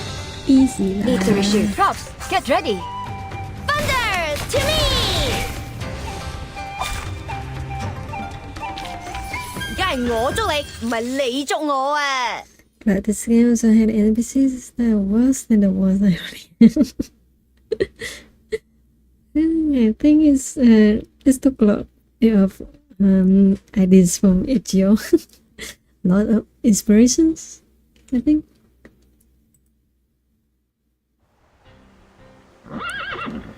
Striped horses are driven by the giant bird. Thanande has to block her path. Yenase can only lift her hands against the encirclement and continue launching her attack upward. They is angrily cute. Gentlemen, get out of the way! Out! Ooh, fierce. And you! Hey, the flying one! You can talk, right? I don't know your language, but if you are going to eat them, you'd better think twice. You better think twice. Horse meat has a bad smell. Oh, really? The bird remains silent. Yenase noticed a slender white stick poking out from his feathers. From his feathers. Okay. Sorry. Like a bone, but yet also like a wand. No! Madam, watch out! Huh? What? I don't sense any hostility. This attack indicates that it is in fact a wand. However, the two individuals supposedly subjected to this attack seem unchanged. Both physically and mentally, they are exactly as they were before. Huh? Don't worry. I'm fine. It wasn't an attack. As the two of them begin to explore the uncertainty, the figure flapping its wings in the air speaks once again. This time, though, something is different. Those whom you chase are no longer related to you once they walked in here and moistened their throats with the flowing water. He bestowed the Duolingo ability onto these two figures. Let's go! Duolingo the Arcanist. Duolingo is officially canon in Reverse 1999. They are the Zhizi's concern. Jishi? No more chasing. No more chasing. They are the Zhizi's concern. Jishi? What is a GC? I don't understand. Hi Bismats, welcome to the stream. We just got Duolingo. We now understand a Chinese man. No, wait. I understand his words now. What? But what is happening? Am I seeing illusions again? I need this ability to understand other language. Madam, what about No, it's not an illusion. I can understand it too. Unbelievable. Is he able to speak different languages? Or can he learn from our conversation in no time? The attack he just made could be his arcane skill. I can sense the fluctuation of his arcane energy. It's wondrous power that allows people to communicate. Speculation is unhelpful to your situation. Go back to where you came from.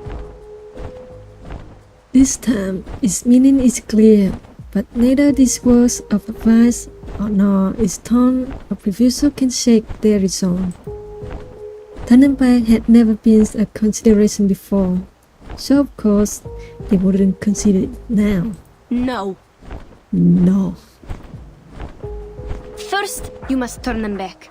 Second, to go back or not is our decision to make, not yours. That was not my doing. Yenisei attempts to understand the true meaning hidden in the giant buzzwords. Her mind spins rapidly and countless questions clamber up, desperate to leap from her tongue. You stopped here and cast that arcane skill for us to talk, which means you think communication is a available choice between us. You just mentioned the flowing water. Do you mean the river we passed by? And you say these striped horses are Jisu's concern. I need to know where that place is because they are my teammates. Besides, who on earth are you? What you ask, I have no answer. Oh, come on, at least answer one. Like, among these questions, I'm sure you can at least answer one. Then what do you know? Okay, hang on. Let me turn off the night light. I kind of set up the night light at 1 a.m. so it's just automatically turn on by now. The 4 books and 5 classics, Geomancy and Feng Shui, Changwei Divination. Feng Shui? What? What are you talking about?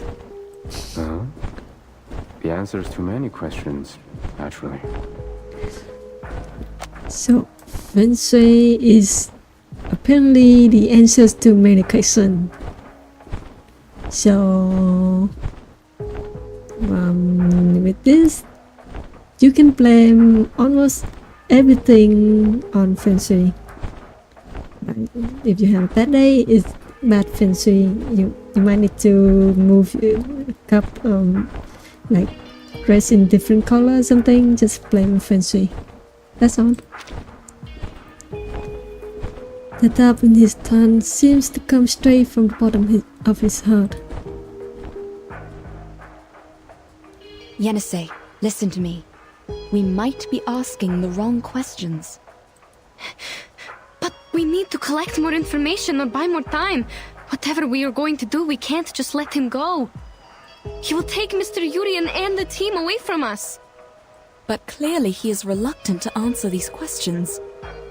Perhaps he'd be willing to exchange them for our supplies. He is trying to take them away. Perhaps because they are carrying the supplies he needs. You mean food or what? Let's, Stop. There's nothing else for you here. And I need nothing. What I yearn for is beyond even my own grasp. Wait! Good sir! The bird turns around and flaps its wings, flying away much faster than before. This time there's no music, yet the odd creatures follow closely in the wake of the wind raised by the motion of its wings. Hey! Darn! He flew away! Did I say anything wrong? No. Don't blame yourself, madam. He appeared to be the unpredictable type. Do you still have the strength to walk? We need to hurry up and go after him. Desmos grabs Yenisei's arms and quickly chases after the piercing sound of the wind.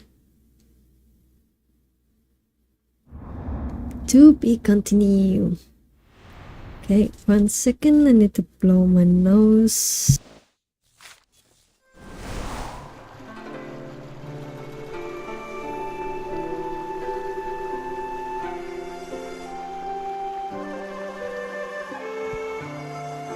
Oh, Jesus. I can breathe comfortably, but somehow my voice seems like it is blocked. I don't know why. The yellow sand road, with burning feet and a jewel in our thoughts. We navigate the same unknown.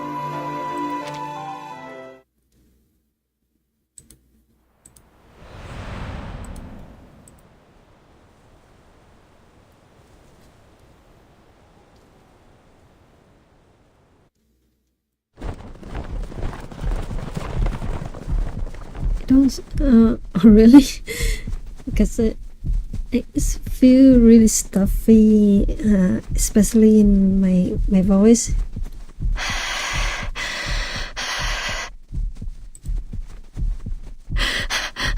Madam.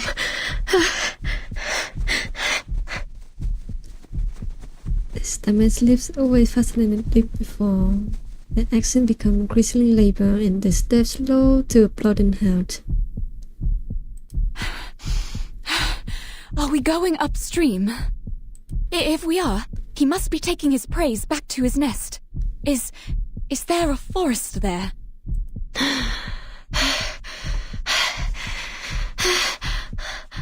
I'm sorry, madam. I can't think right now. I can't see anything.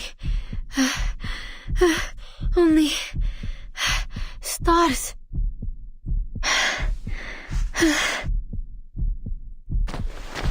The girl suddenly realized that she can no longer pull Basement alone. With her energy dwindling, the sudden pause only leaves her more flustered. Huh? Why? Why stop? Huh? You should take a break, girl. I hear horses right in front of us. And people. People? Not just people. Oh, where's this come from? The glamour of commerce, a melody in the journeying of carriage. What? Rolling wheels on the ground and sad footsteps with soiled stones soon follow. No matter what lies ahead. No, it's not a forest. There are walls and people. I don't understand. Wait, could it be? Large city walls made of earth and stone, and a soaring gate tower, the lights of which they have never seen before, encompass the bustling town and the vivid figures within. The gate is open wide. Pedestrians pass under it as guards wearing silver armor stand at the entrance to the city. Is it a supply station? No. Where on earth are we? Child, please tell me where we are. Welcome to China. I can't hear the rustling of the sand rice anymore. But there are other noises. I'm thinking, is this a settlement?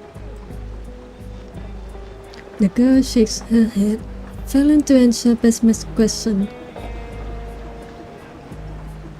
Oh, hey, Cyber. I'm sorry if I got your name wrong. Hello. Welcome to the stream.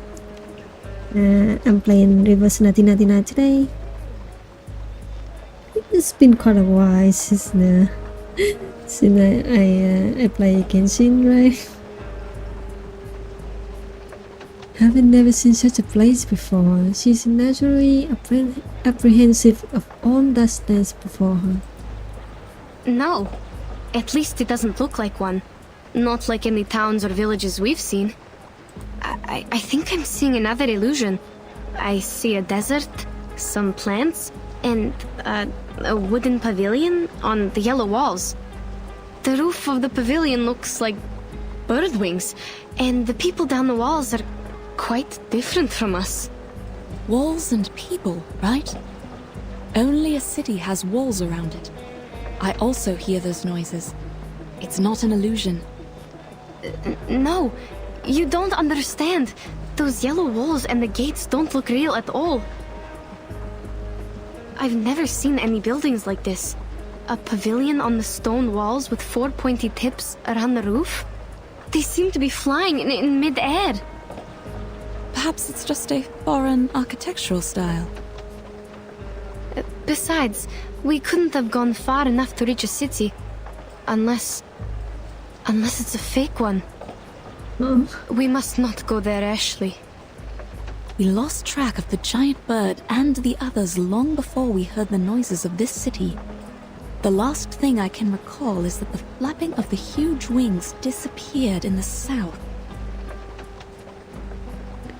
The girl tightly clasped sleeve, realizing that things are sliding in a direction beyond her control. The city wall before you is also to the south, is it not? Basmet quietly turns her face toward Genesee. Even though the girl knows her eyes are covered by fabric and are unable to see a thing, this gesture still possesses the power of a gaze. A kind of soothing, stable, but at the same time questioning power. Madam, you are doing it again. You never listen to me. Child, we are standing in the right place. Behind these walls, our teammates might be suffering due to my misjudgment. Not really your misjudgment. It's just karma biting their asses. Well, I said, Mr. Julian. Yenisei pauses a brief moment before she makes up her mind. The gate is open. I can see the people in the city. But there are guards patrolling around. They are holding some spear-like weapons, and the one in the front looks quite different from us. I don't think they understand our language, even if we ask them to let us in. Remember those herders? Almost impossible to communicate with them without an interpreter. Hope our travel documents can get us through that gate.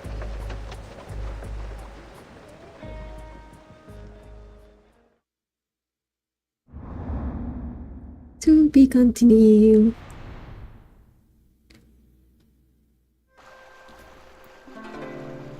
The guesses from afar. Oh, wait. So is this a mountain?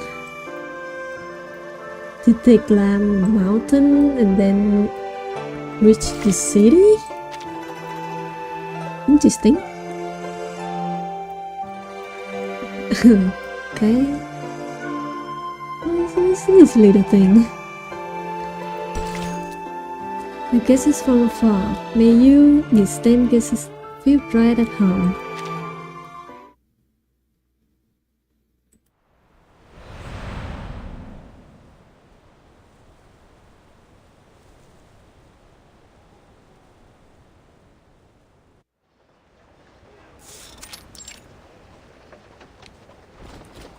According to Yenisei's description, the peculiar-looking city defenders are all clad in silver armor and bear sharp weapons in their hand.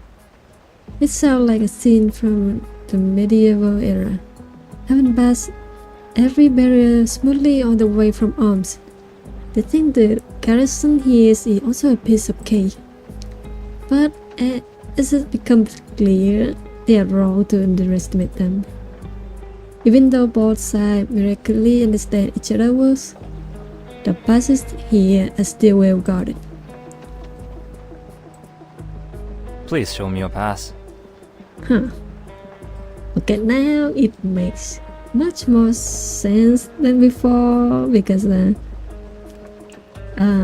we have been granted the ability to understand Chinese now from the Birdman, because with the previous update, when the story first introduced, the Birdman spoke English, and then he cast the arcane power upon Besmet and Yenisei, and like so like they understand his English spoken.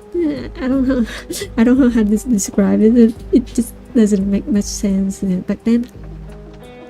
But yeah, it's the writing is much better now. Just fight. You have all our documents. Yeah, just fight them. Brute force in. This is not a pass. This is not a pass. Sir, you have the documents. Please, take a closer look at them. I'm not a sir. I'm not a sir.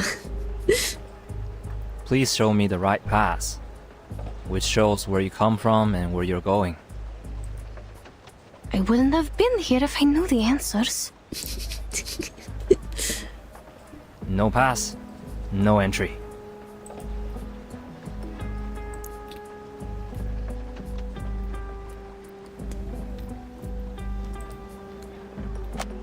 The problem seems to lie in both parties failing in the art of effective communication. This bickering back and forth over useless technical pitfalls undoubtedly waste everyone's time. I think it has been clearly stated on our documents. The documents were issued by the association. They worked in all the borders in the north. What makes the difference here? It's not verified. I don't know which pass let you pass with this pass, let alone the writing and the seal on it cannot be recognized. If I let you in, it would be my negligence. You guys sound like a very poor American teacher. Exactly. I don't know what happened to the voice acting direction of this NPC. Can we talk to someone else? You don't understand what we are talking about. Lately, I've been looking into all point adventure games, and this game he is really nice. Talk back to that gender.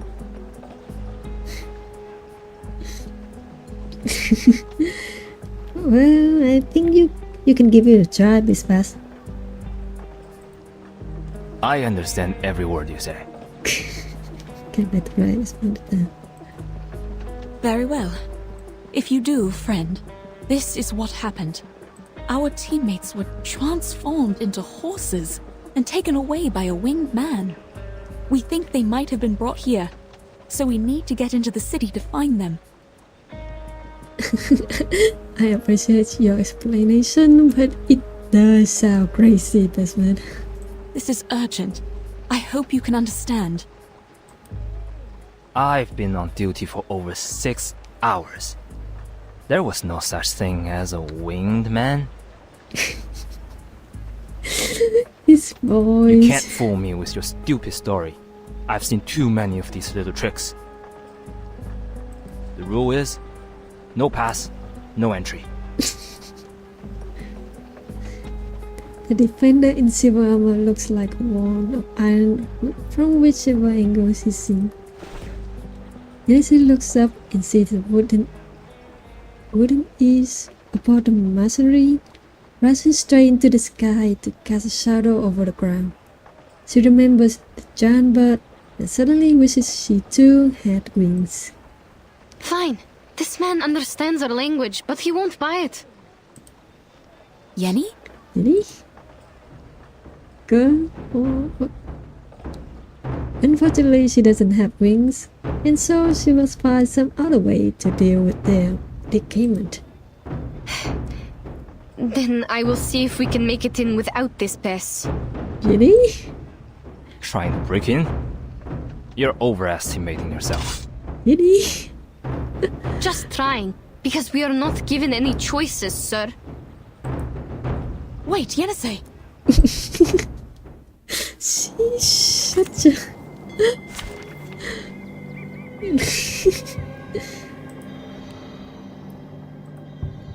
Okay. I guess... let me see. There's 6 of them. And Let me see. We can use anyone else. Matilda.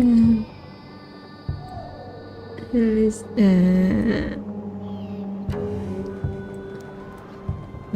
Michael. Oh, this one. This character. I'm not good at dealing with visitors.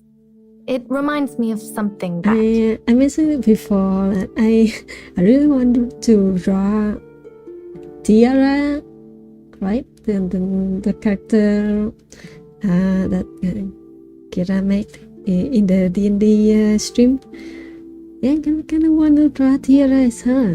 Like, she looks so cool, and she even has a gun. And she's German, I think. Let's see. Yeah, she's German. It fits perfectly. Let's try him. Shall I ask the enemy for their tactics? And let's see. Let's try someone else.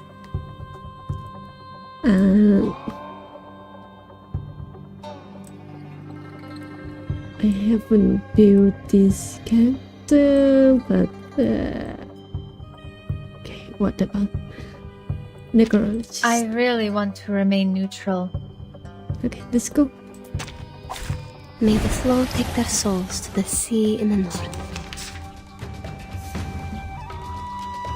Whose heart is beating so loud? Shh! I hear something. That's the direction. Talking out calms people down. Radio waves are everywhere. Shh, prepare to be drowned. Everywhere.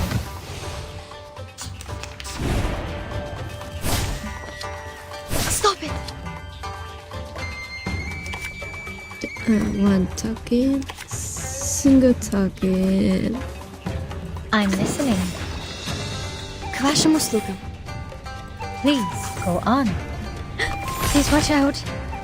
Пусть le naufragé течет вместе с водой. Everyone has the same destination. Stop it! Whose heart is beating so loud? Where am I? I'm listening. Please, go on. Talking out calms people down. Please watch out. Everyone has the same destination.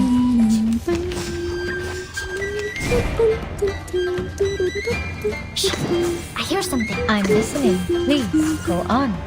Talking out calms people down. Everyone has the same destination. Oh, the battle music is so good. That's the direction. Whose heart is beating so loud? Ice flood. Agents have guns. It's called common sense. Nice. We've done a good job. Nice. Now, may I have a hand towel?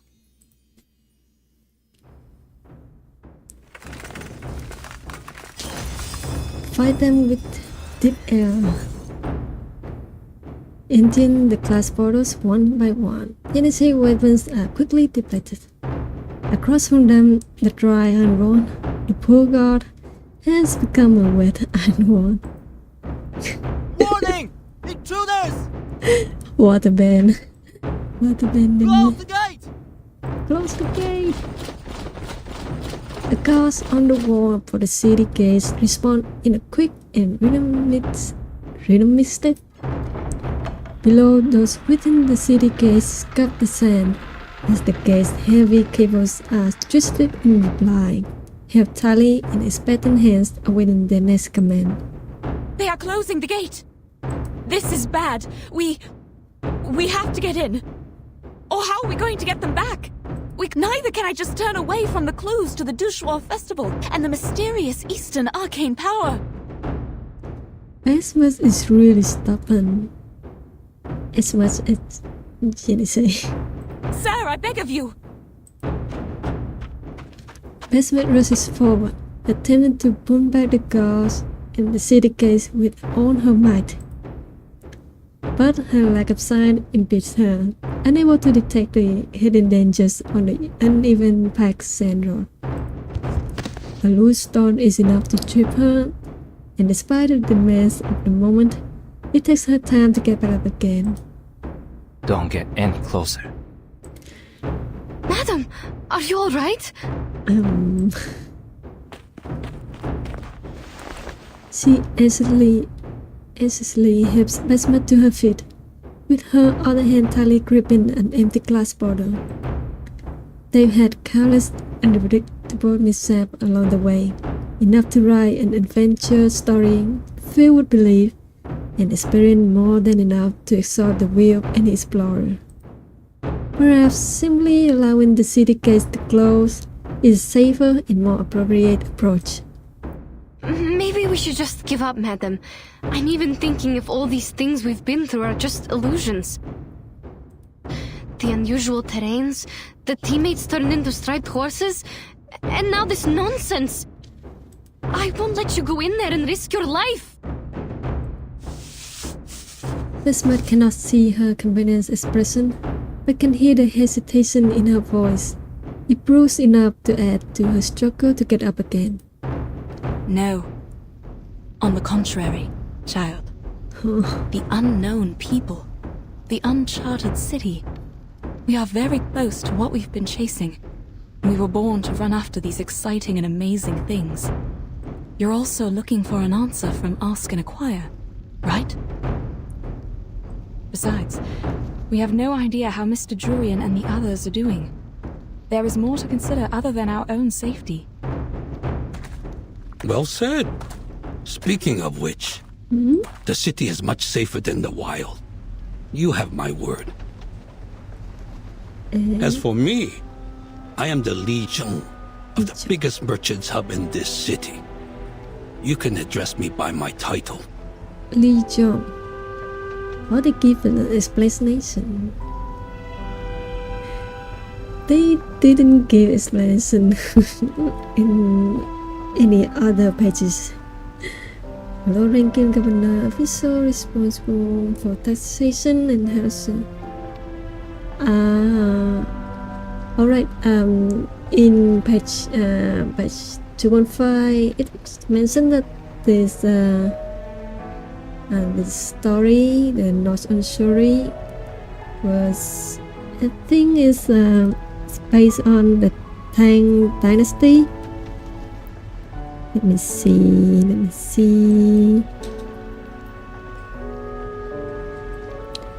The Tang Dynasty. Okay. So this is Russia. The arms. I forgot which the arm was. Okay, let me see. Then the outfit is quite similar, don't you think? Yeah, with the style, the white collar and the loose blouse. I don't know. Yeah, it's. Oh, and even the way. Oh, because Junen's second outfit, the way she dressed. She also had this high up. I don't know how to say it. And the dress is also very high up like this. I'll show you later. But yeah, it looks like the information is correct. And this is based on the Tang Dynasty.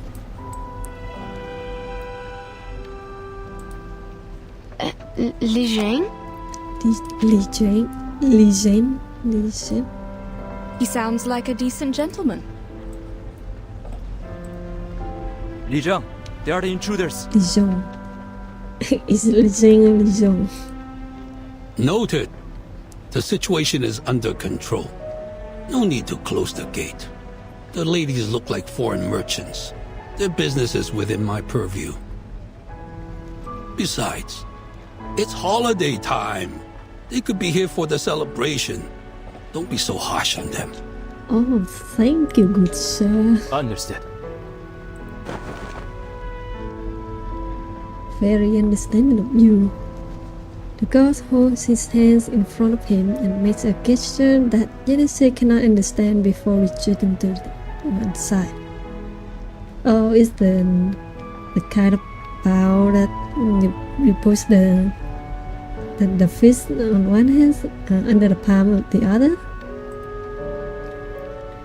A glimmer of expectation is reignited in the hearts of Genesee and Besmer, as if their misfortune might have at last dissipated. If I am correct, you have lost your pass, right? Not lost. We do have a pass, but it seems it doesn't work here. Well, just an understandable mistake for people from afar. However, either for business or the Dushuo festival, it is troublesome without a proper pass. Shuori Festival? Is it taking place now? That's what I said. I thought that is why you are here in Pei City. Pei City? Yes. We were told of it, but we've never been to one. We are not sure. Very clever of you, Desmond. Very clever. We all heard of the legend about it. So is the festival sung as a nursery rhyme in your tribe? Tribe? Tribe? We are not tribal people. We come from the north. Northerners? Oh, I mistook you for the descendants of the Wu Sun from the westward. Westward? Wu Sun from the westward? Wu Sun. Wu Sun. Oh, it's the real word. Oh, interesting. Wu Sun from the westward. Ah, I see. So it's kind of understandable that he mistook them as the Wusun. Wusun. I think it's Wusun Tibetan question. Northern. I see. The westward. Yes.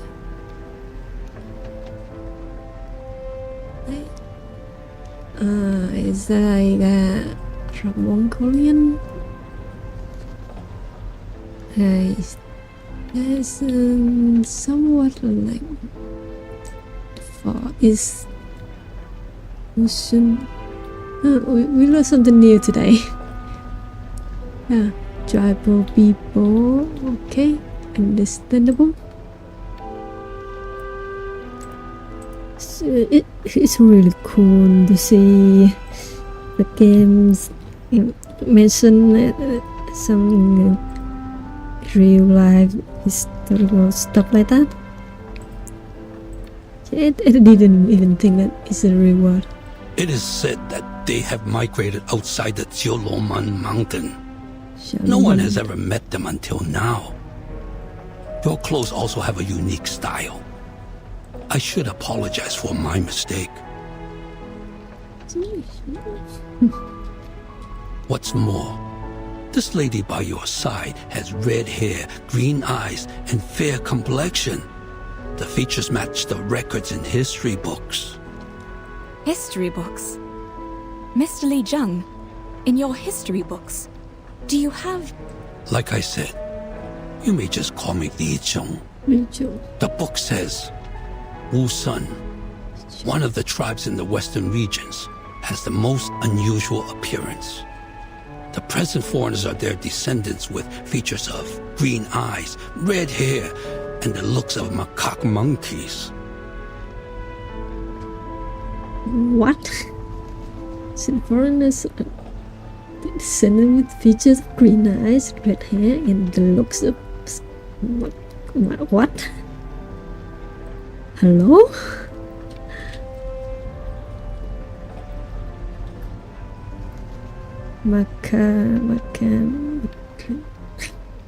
What do you mean? Excuse me?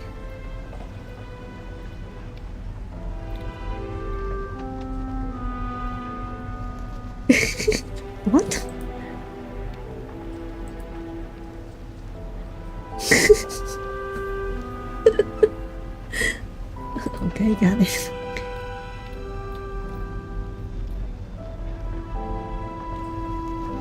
Legion.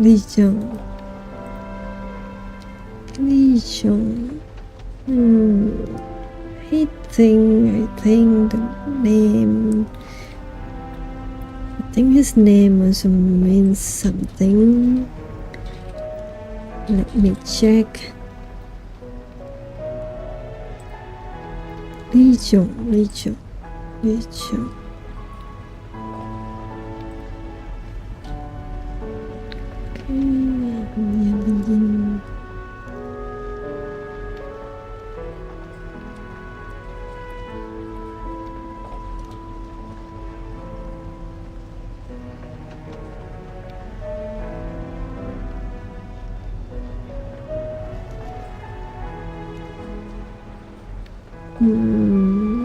It does seem like it means something, but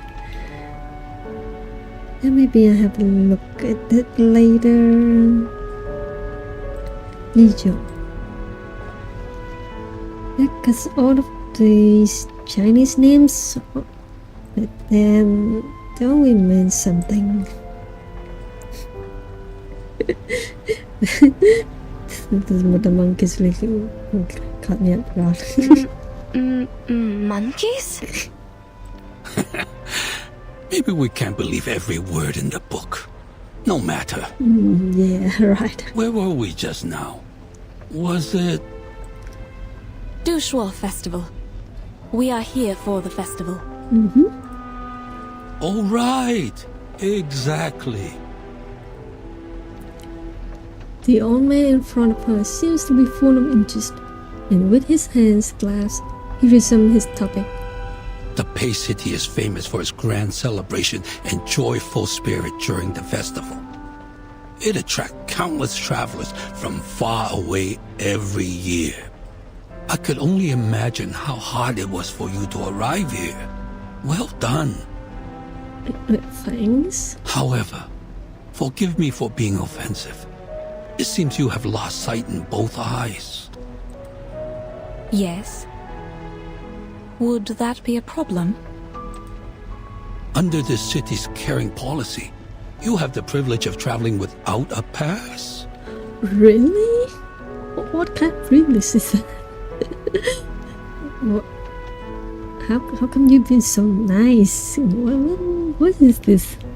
The gate guard is new here. I sincerely apologize for his offense. He bows slightly, blind a subtle apologies, and leads the two toward the city proper. Come, follow me. It is not safe to stay outside of the city. There have been many missing persons cases recently. We intensified the patrol, in case someone is blocked out of their city and goes missing. Missing persons cases. Between further topics of conversation, the two follow Legion guidance and at last pass through the city gates.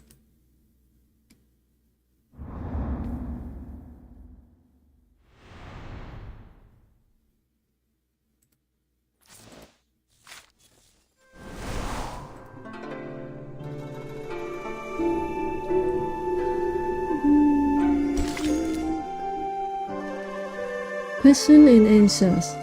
Following a string of genuine exchanges, it becomes evident that honesty is essential.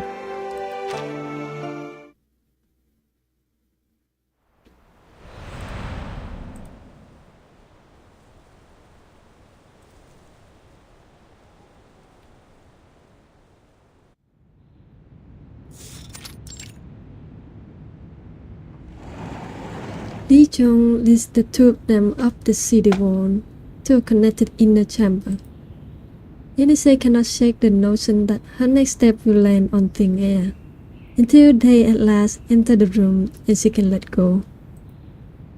From the city gate to the room, the scenery is completely different from outside the city. Though it's a short distance, she's very impressed. Have a seat. Thank you.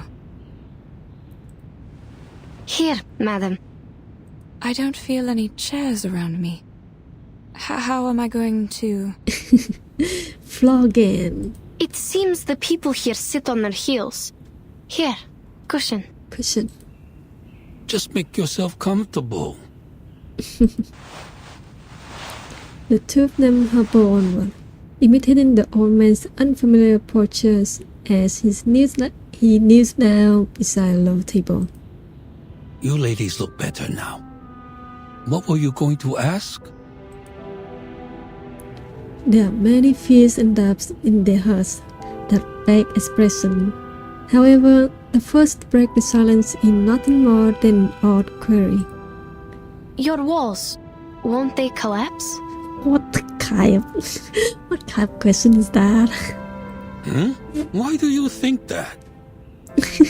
Because they seem to be made of only earth and stone. I don't think these materials can stand the weathering. Not to mention the wooden pavilion on the walls. You draw the conclusion only by its appearance. In fact, the stakes are deeply driven into the ground and stand firmly. No need to worry about the peeling bricks and clay. It's just a sign of the city's longevity. The city's longevity? So how old is this city? As I recall, hundreds of years. Its annuals take up most of the library. Each volume records a decade. Considering the large quantity, hundreds may not be the best quantifier.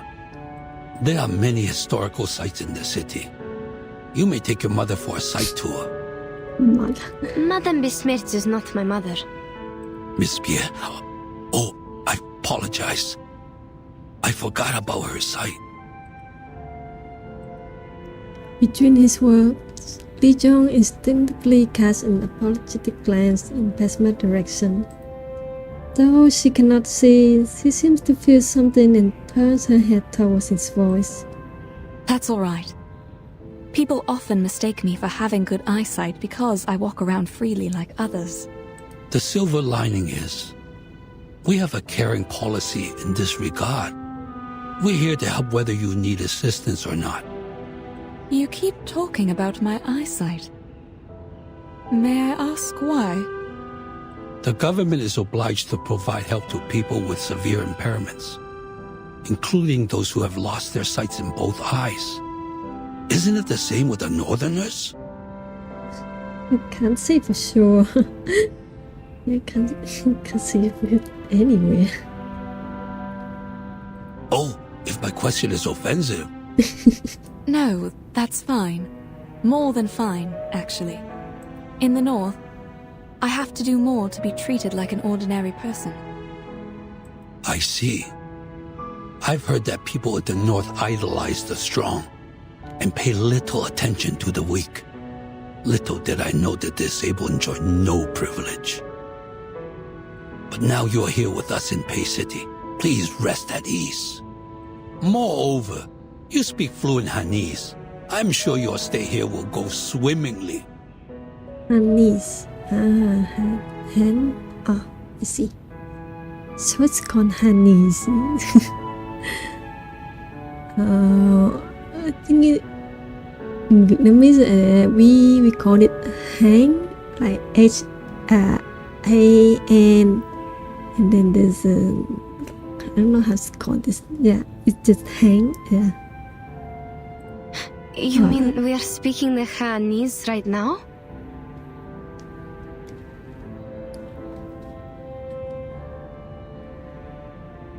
Well, there's a different. We have another like HAN. If it's Han, it belongs to the Chinese. If it's Hang, it belongs to the Korean. Vietnamese. Yenisei feels her hand being pressed lightly by Besmet. Are you not? It's interesting you ask. According to the records of the hub, most of the foreign merchants with fluent Hanese have lived a long time in the Central Plains. Central Plains. Name given by China by ancient Chinese. Oh, very interesting. So here someday they've been living in the central place for a long time. Okay. Hi Ego, hello. This is Blue, the Yamaka. Welcome to the stream. Welcome. While you're obviously not one of them, neither have you paid frequent visits here. Otherwise, you wouldn't have forgotten a proper pass. This somewhat insightful criticism surprised Besmet. You're a man of sharp wit, I have to say. Back where we are from, merchants come and go, including those who speak your tongue. We've dealt with them a lot throughout the years. If it weren't for their advice, we wouldn't have made it this far on our first journey as a new caravan. I don't know if she's speaking truth or lie. I see. Foreign merchants are well informed and welcomed by the citizens in Pei City. Oh, there are other foreign merchants in the hub. If you have no place to stay, the caravanserai there might be a good choice. Caravanserai. As he speaks, Li Jong takes out a sheet of paper from a large stack. Take this with you. It is the pass to verify your identities. You can enjoy your stay here with it, or you might end up being expelled. Thank you. Then how are we going to... Please, show me the document you have now. Certainly. Let me just... I have them. I always have them with me, madam. Oh, how reliable. Oh, thank you. You are reliable as always, child. They hand over a document in a brown paper envelope. Thank you. I will take a look. Hold on a second.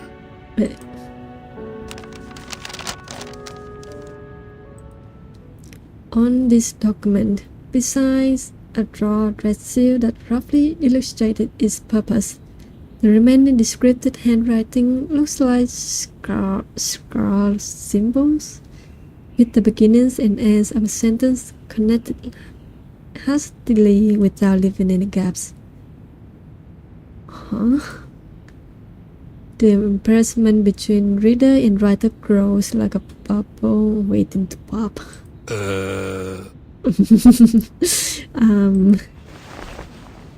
Looks like it's written in Turkish. Is it Turkish? Turkish? What? No, it... Besmet makes a move before Genesis finishes speaking. She pats the girl's back and gestures for her to allow her to explain. Despite her doubts, the girl habitually follows her lead. Yes, a variation of it. This is the written language in the north. Yenny, this is the written language in your hometown, also known as Yeniseic, isn't it? What? Maybe you're gonna lie. Can you make a better lie than this? Yeniseic? Yenisei is almost certain that her companion is winking at her, despite her eyes being covered. Or perhaps it is just her own intuition prompting her. She realized then, in a moment of enlightenment, that in their precarious situation, she may well need to learn how to quickly accommodate these occasional lies. Oh, yes, that's right. My apologies. I should have known that our language is a rare kind in the Central Plains. I understand. It's all right, but I'm afraid you have to write it down yourself, including where you came from. Please take this file as a reference. Thank you. I'll do it.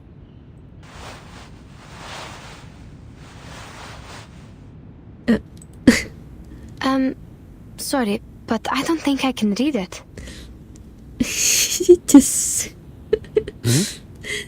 situation is so funny. Oh, my mistake. I should have realized the paperwork is much harder than oral communication. But the servant is not here today. All right, you can tell me and I'll write it down. Like this one. What did you come to the city for? For business. He's such a good man. How many of you are there in the team? 7, including us. There were 7 of us. Were? Where are they now? This is also what we are trying to find out. On our way here, they were transformed into horses and taken away by a giant bird. Transform into horses? Then how come you didn't get transformed? We have no idea. Perhaps because Madame Besmertz and I are arcanists, while the others are humans. You could have just said that because they drunk the water. What do you mean? Does the giant bird only attack humans? Then how does he identify them? There's no huge difference between humans and arcanists, after all. What? Well, he made a good point there. No huge difference. This is an answer they had never considered before. Or rather, it was a premise that seemed so distant to their own views that it defied being considered. As if saying a diamond was no different from a clump of salt. Huh? Is that a problem? No, not at all. Let's go back to the difference between humans and arcanists later. My guess is there might be something wrong with the water. We found a river when crossing the steppe. Our teammates were too thirsty and drank the water in haste. Then we realized something was wrong. Yeah, hold on there. This sounds like racism 1999 all over again. We found river crossing steps and then realized something was wrong. Yes, it came from the northwest. Not a big one, but quite clean. That might be the main river of Pei City, called Peilin River. Peilin River. But it's been shrinking these past years. Also, there are no cases of people drinking it and turning into horses. What were the features of that giant bird? He has black or brown wings, red tail feathers, and a man's face. Also, as I recall it, he has the voice of a young man. A giant bird with a man's face. A feather man. Did he play a musical instrument? Oh, do you know him? He played a stick-like instrument. His music could lead the horses to where he went. Was there a bone-like wand with him? Oh, he knows. Could be, but I'm not sure. He was so far away from us. I have a rough idea now. If that's what I think it is, even though he is not a Shangri, I have to say... Sangre. He seemed to be overcome with regret. Besmet timidly adjusted her kneeling position, keenly sensing a new development. Sounds like something happened when you last met. The giant bird, or the featherman as we say, was considered a Shangri by some citizens. It is because he looks like the legendary Goemang. Shangri Goemang, okay. Wait a minute. Goemang. Come on, Juman. Fushi.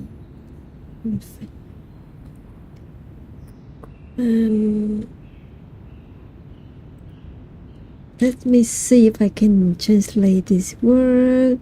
Yeah.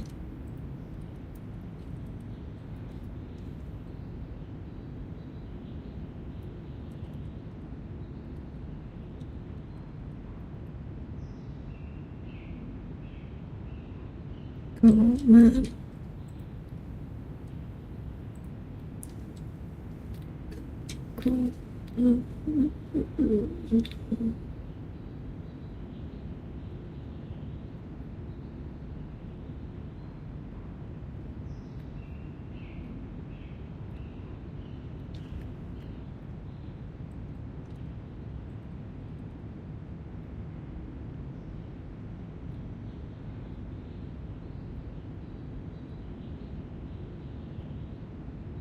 Oh, okay.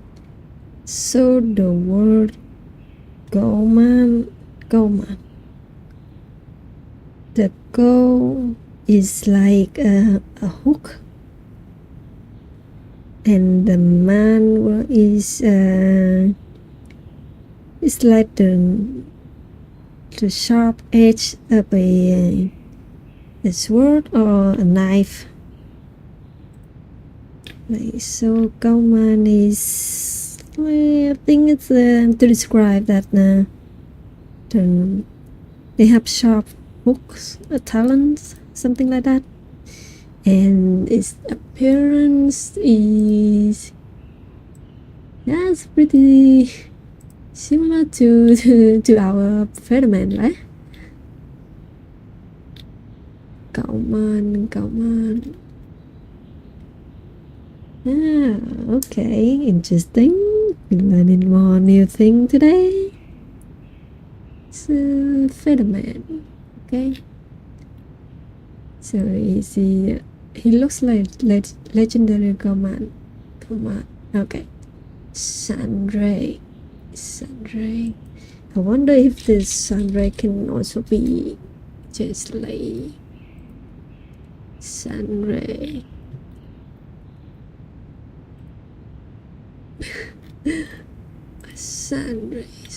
Sunray. Okay, maybe not. So, yeah, the sunray is, I think, it means like divine peace. So the divine. I don't think. Oh, maybe not divine peace. Like some kind of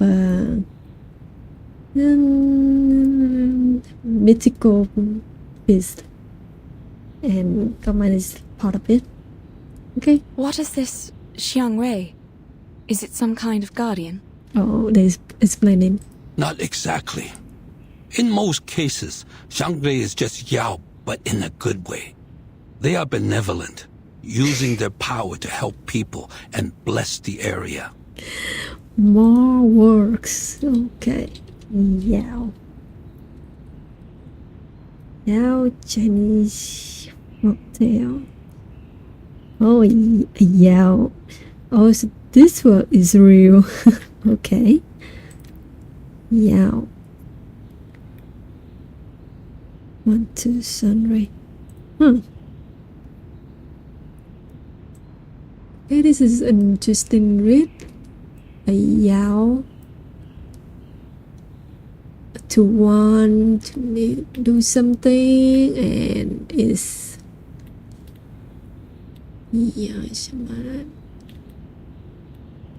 want to do something like Yao. Let's just okay. Yao folktale. Folklore, Yao gọi, Yao. Oh, it's in Vietnamese is Yao is you, like it's not the you that just like to love, like because we also have another work also pronounced it you, but it was love, and this you is usually to describe monster, like, and not monster, but let me see, like evil or devil, because the word quai why he is already monster. So when you combine Yao Guai or Iwai is like the evil monster, I think. So Yao, if Yao alone is you, let's see.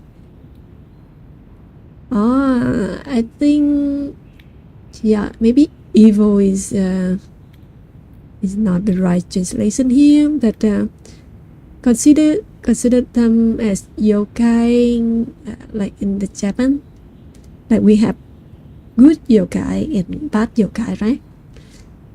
So it makes sense that he say that the Spider-Man is a sunray, but a good Yao instead of a bad Yao, bad monster. Interesting. Western demons, simply demon. Yeah, if you translate into demon, is I think the translation, the meaning is kind of lost.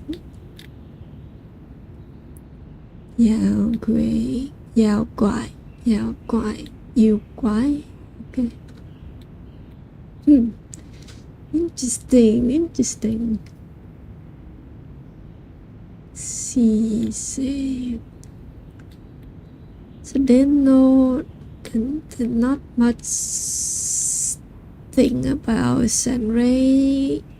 I think the Sunray is made up work. Okay. But the other kind of based on okay, understandable. Okay, so Sunray is a good yokai, like if you say it in Japanese. But yeah, a good beast. I don't know. I'm not sure how to translate this into English.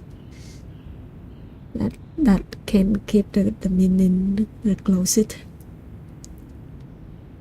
Neverland using the powers to help people and bless the area.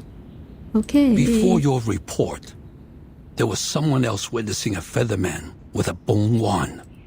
He once brought some animals to the jutsu and claimed they were transformed from humans. What's that? Jutsu.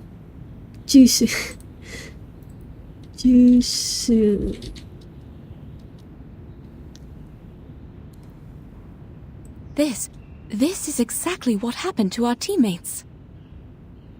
If these two are the same feathermen, then he is very likely involved in these missing persons cases. Oh, the cases you mentioned. I see. Hello, Mark. Hello.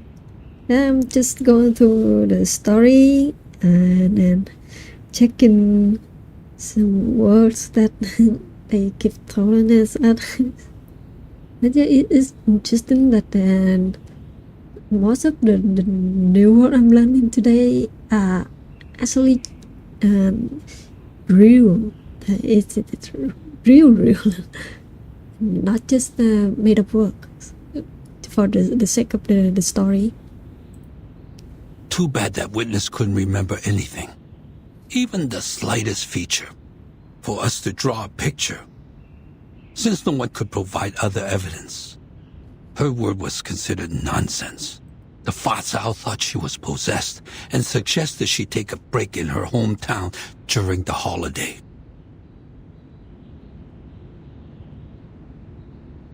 Fa Cao.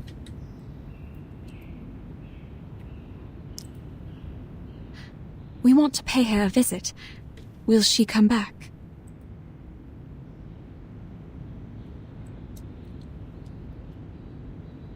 Li Jong raised his hand. There's little value to be gleaned from such a found clue.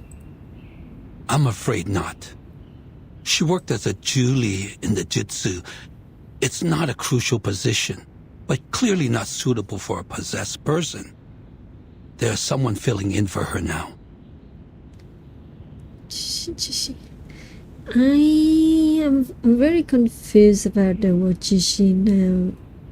Jishi, feeling Chili.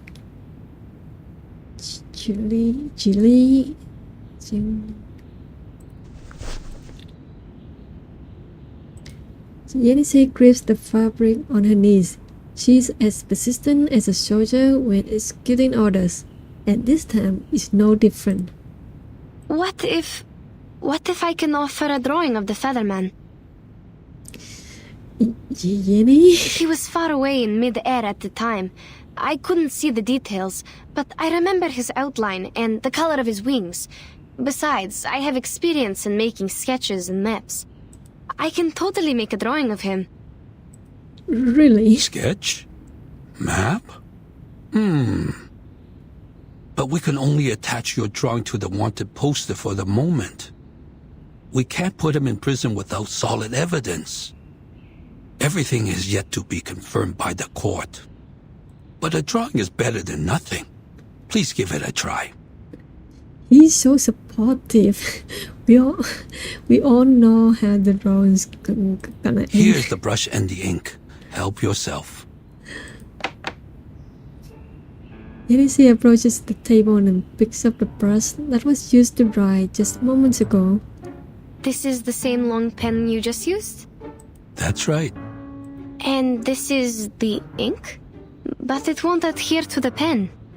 To get the liquid ink, you need to rub the ink stick on the inkstone first. It's fine. I'll rub it for you. You can focus on the drawing. He's such a fatherly figure. He's so supportive. The old man rolls up his sleeves and deftly grinds out some ink for Yenise to dip the brush in. And the girl does not hesitate to try. Huh? The lines it draws are really heavy. And do we only have the black ink? No, there are different colors. May I have the red one?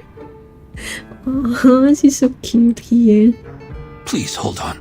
I will get it for you. No, he's more like a grandpa. Like they have in the grandchildren and come over and then she keep asking for stuff to try, and he's just sit there and let me get it for you, let me do this for you. Which could us exactly. The slow steady footstep rather move away.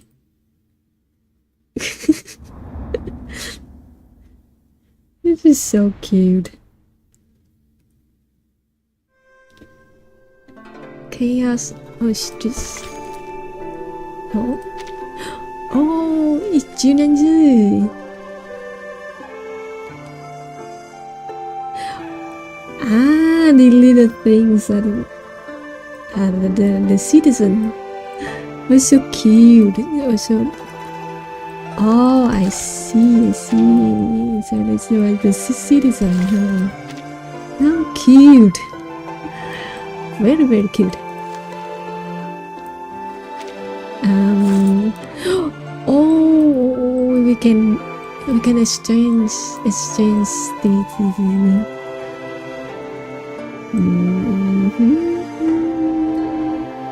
Okay, I'm gonna cry a little later.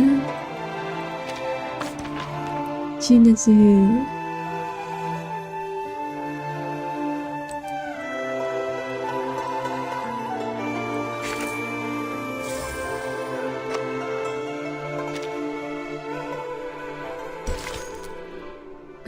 Which gen did... Huh? Which gen what?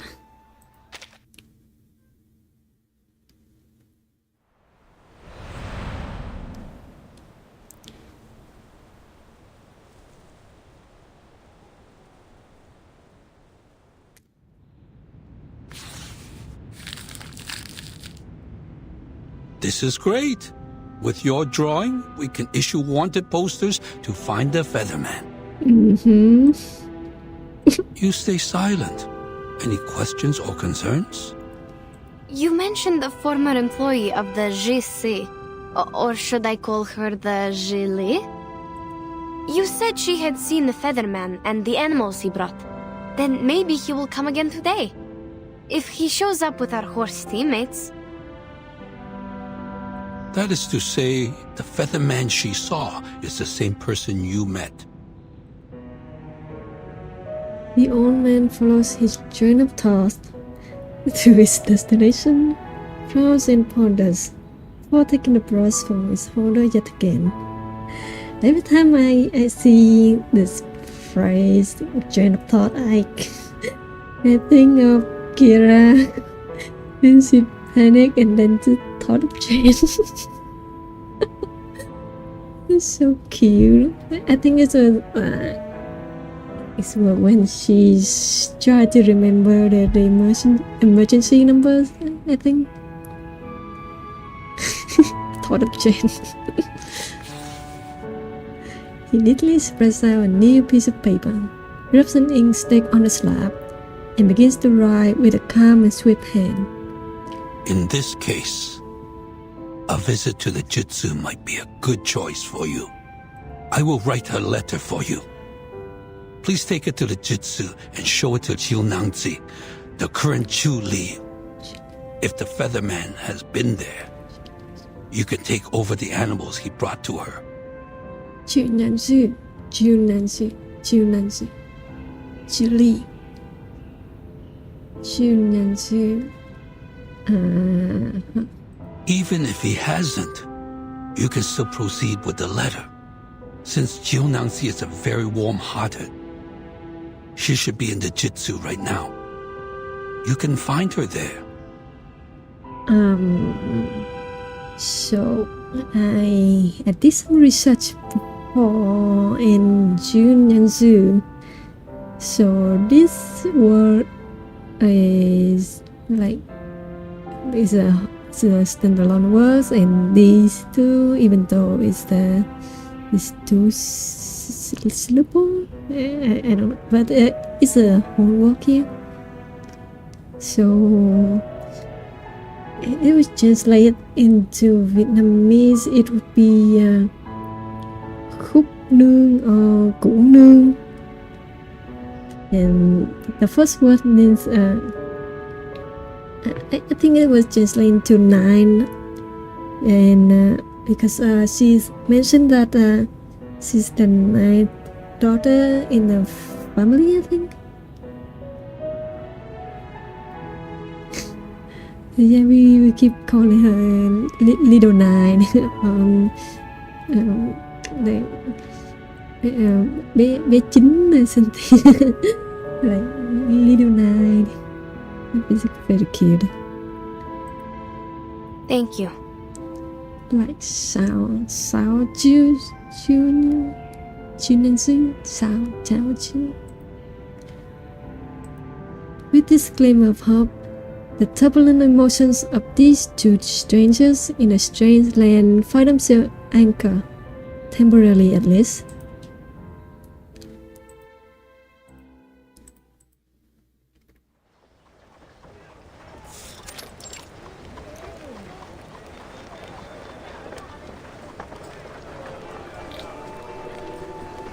After receiving their pass, they are finally permitted into the city. Colorful shoes hanging between pointed eaves. People bustle around, taking no notice of the extraordinary beauty around them.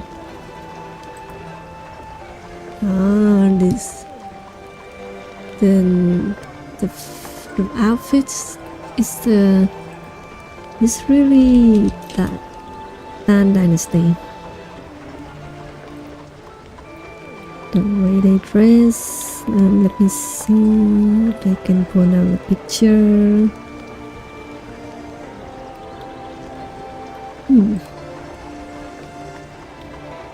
Oh yes, it's a little bit different, but the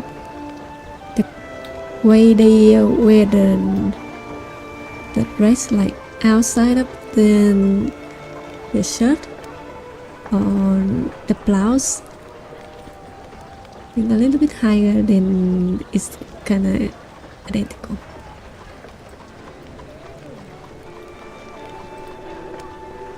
Yeah, Tang Dynasty. I guess this is how like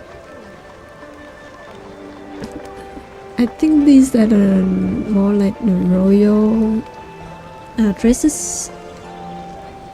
And these are the way. Okay. Interesting.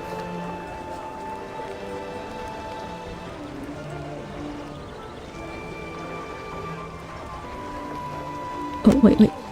On both sides of the street, there is a silver or copper charcoal pot in front of every house, crackling softly and bringing sparks of warmth to the cold day.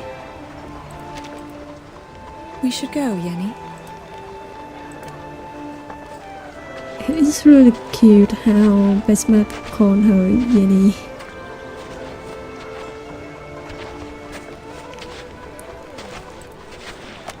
They walk in the direction indicated by the Legion, from the silent neighborhood to the dusty and bustling market. The peddlers and street performers lay a steady glam to their spaces, forming eddies in the stream of pedestrians that flows toward the center of the main boulevard. The more people flow toward that intersection, the more crowded it becomes, until it becomes a slow-moving throng, impeding anyone wishing to move through it. This is going to take forever if we have to follow the crowd. Madam, do you think we can take the gaps between the houses? Or find a shortcut? That'd be even better.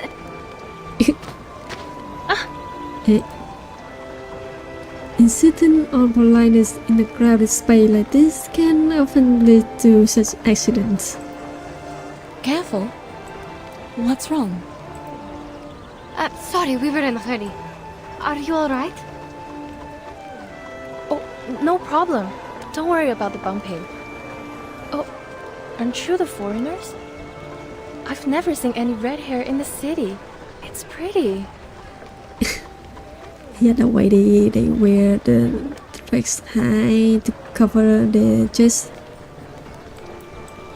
And it's just amazing how they really nail the outfit design. And I guess also the architect, and because how to put this,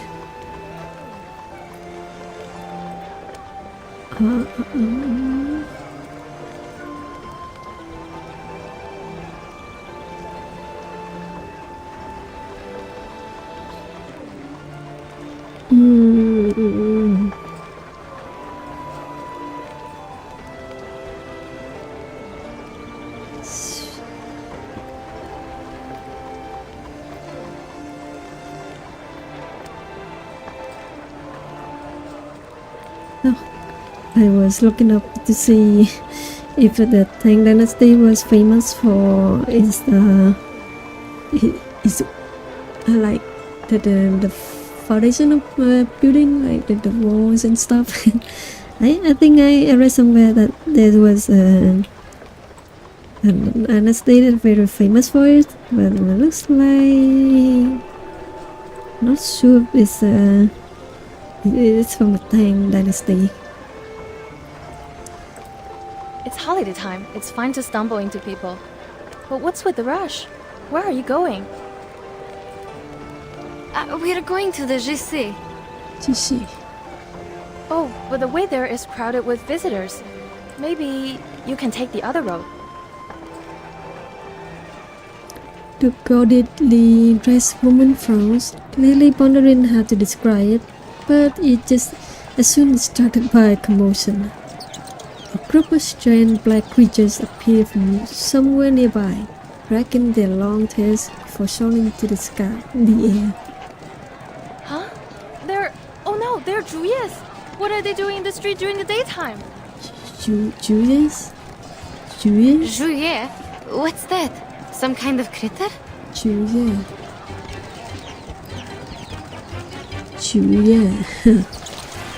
He jumped down from the eaves, flapping testicular the wings and finally raising a voice of flight dust, accompanied by strangely fragrant drops of water.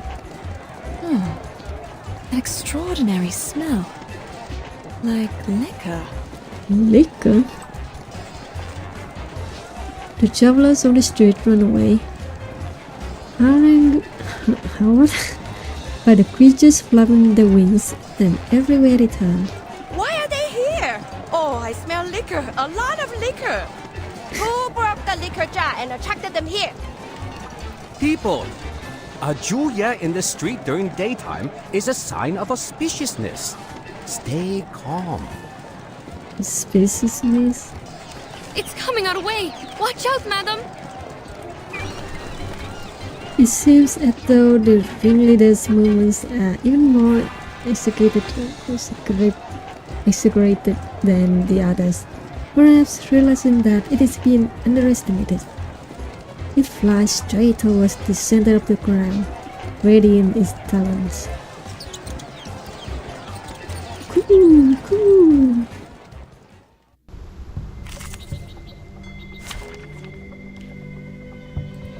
Yeah, speaking of Jinanzu, Listen up. I You've bought got her a skin different look today. now, so it's time for a different attitude. You can't go around Okay, scaring too people much anymore. yapping.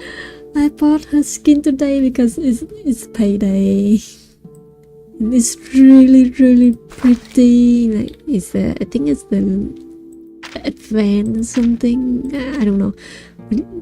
There's a lot of change, not update from the skin. It's so damn pretty. Oh my gosh! Look at it. Look at the brush stroke. Look at the art. Oh my gosh! And the best part is, I think it's only like $15 or $16. It's really cheap compared to other gacha games. Like I heard, so I think there was I don't remember the game, but I think there was some game that said the skin for like $60. Damn. Work hard, play hard. Exactly. I've been working too hard. This is how I reward myself. It's so pretty. Like the mood is really improved after a long hard working day. Just logging into the game and look at this beautiful character. Like, cute. And yeah, this is her original skin, and this is her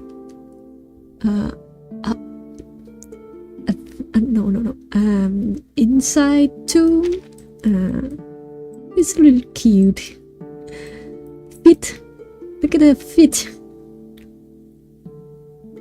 Pregnancy makes people go homeless. Yeah, I'll take it as a warning. Okay, let's spend responsibly. So cute. But yeah, I kinda save for her skin, and then Saturday, I bought her skin. Welcome to Typhon's earlier. movie party. Yeah, this is also the new skin from this patch. It's so cute. She's like the March. What's the word? Matching. What? Maker matching something. The kind of person that match people together. I forgot the word. But yeah, this skin is so cute, and it's also inspired by based on Chinese folklore, something like that. And this is Tuesday. Now, should I put the playhouse near those books? She's a motel owner. This is her original skin, and then we have this Mommy Tuesday. This horror, like her. I think his. Let me see. Let me remember. I think her story is about her beginning to people fears and kind of drive them crazy. Yeah, and I don't know how, but she had the Guan Yin. And this Guan Yin. Let me show you. Like this one, like her skin is based on the Guan Yin, like the Buddha. Unbelievable.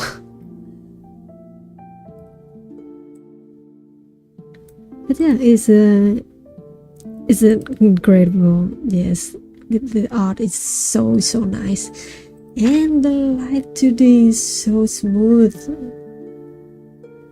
It's just so pretty. Everything about so pretty. The brush stroke and this is like the snake skin. Like, it's crazy. And this is kind of horror theme kind of characters. So there's a lot of horror elements in here. Like it's probably bones, snake, and this, but it and this is kind of looks like a centipede. I don't know, not sure if I'm correct, but yeah. But yeah, I got 3 skin this patch, which I'm very satisfied. It just looks so good. Yeah, it's too hard to be scary. Oh yeah, we can Follow try. me. Let's maybe we can try our favorite poison team. Let's see. So we have Tuesday, Saturday, and Willow. Willow is the character that in patch let me remember 2.3 I think. It's a London patch. Yeah. So this is my poison team. You yearned for me, and now I have come. Crazy. So how we fight them? We fight them with poison, with the buff. Discard the worldly, realize the truth of the path to enlightenment. She talks a lot. Perhaps a drop of cold heart. I will fulfill your desire.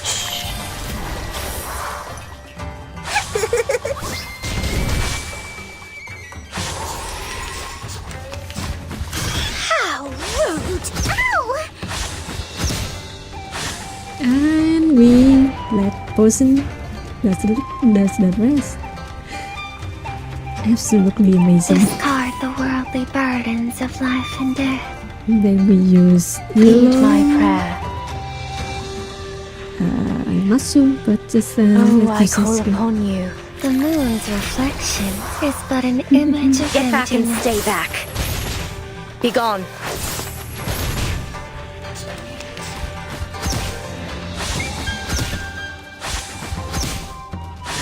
Is the game difficulty? Yes.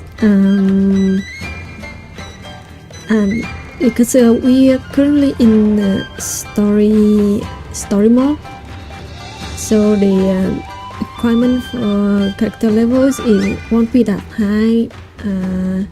There will be a hard mode, but it will only show the chapter, the stage that had 5 combat like this. It's usually unlocked after we finish the whole story mode. Yeah, after a couple of days, I think. I guess there are harder difficulty, and there's also end game contents. Yeah. End game content is really hard. Is this not an act of mercy? Light the bonfire. I remember. She's so crazy, I love her. Discard the worldly burden. Tread wisely. Desire seldom brings what it promises. Amazing. And so they are freed from the treacherous waters of life. Is this not true wisdom? I still cannot believe that her skin was only $10. Like $10 for like a whole upgrade of a character. Like, there was a bunch of new voice line, new animation, new ultimate animation, like a whole live 2D and new live 2Ds. Like, wow. $10. Yes. And yes, she has Shuori voice. Her character was from Texas. Absolutely amazing. The user ambition to dominate the street is ended by the sudden intrusion of rampaging livestock that burst into the scene. Livestock? The melee with beasts, pedestrians, and flyers soon become so entirely chaotic that no one present seems to have any grasp of what's happening beyond the end. Beyond the end of those. Yeah, we kind of confused here too. Sorry! You guys! Come back! Bad boys and girls! Cool. What's going on? All this shouting and running about. I smell liquor and dust. What happened? A kind of local animal named Shuori popped up in the street. Maybe they're arcane creatures? I don't know. I've never seen one in books. The liquor smell probably comes from them. And I think a herd of livestock rushed out of the fence over there. But I can't see it clearly. Sorry, madam, we are not supposed to stop here. Ignoring the chaos around them, the two travelers decide to leave before even more commotion starts. This bizarre scene of animals, creatures, and people living every which way and everywhere was never part of their plan. We are already having enough trouble with the Zhuye. Who let out these festive animals now? This is why has seen fit to frustrate the players yet again. Wait, 九娘子? 九娘子? The familiar name comes in unison mind. 九娘子, aren't you supposed to be in the Zhici during work hours? What are you?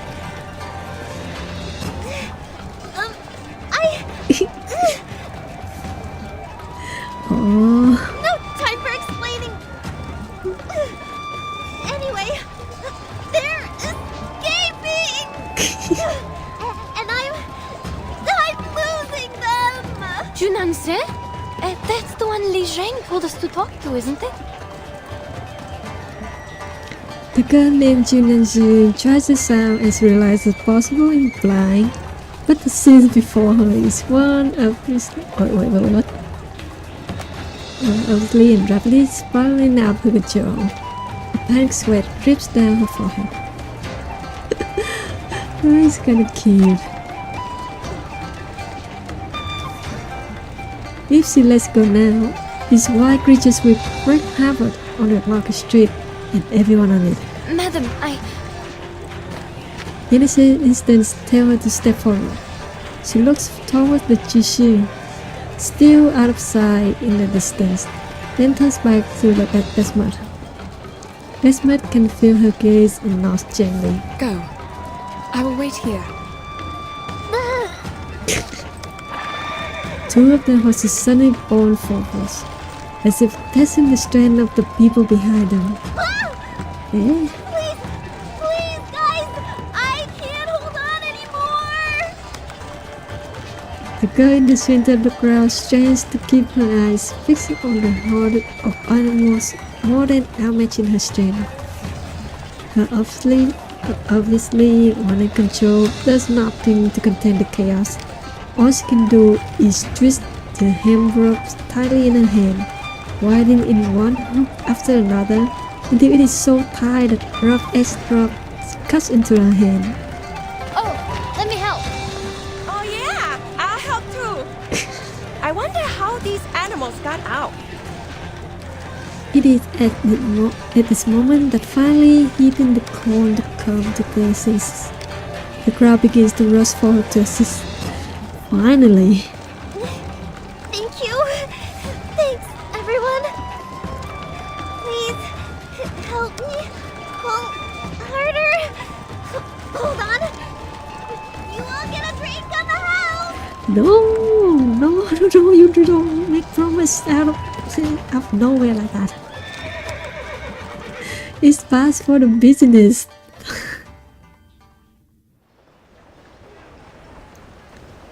After a short while, with help from the other streetgoers, she managed to get the rampaging, if festively decorated, animals back under control. This word keeps popping up. She deftly ties the quail animals to the flagpole, then breathed in a well-earned sigh of relief as the rope finally slacked out from her hands. Oh dear, thank you so much. Oh, she's so cute. Look at all the jewelry. Oh my gosh. Hello? It's just so many tiny details here. Oh yeah, she's a Jew limited character, which means she only appear when there's anniversary, like how she appeared in the half-year anniversary, and then now is a 1.5 year anniversary. I couldn't do this without you. Making so much trouble on the first day of work. First day of work? Really? She pants heavily, still recovering from her battle to defend her hometown. Where were you, 九娘子? I didn't see you in the tavern. Me? I was in the Jitsu. What were you doing there? Mr. Liu, did you forget again? The former Zhili went back to her hometown. 九娘子 is the new Zhili now. No, that's not it. I'm just, covering for her. I was counting the festive animals, and then I heard the noise outside. You must have been distracted by the storyteller, huh? He was telling the end of a story today, so you would never miss it. Well, yeah.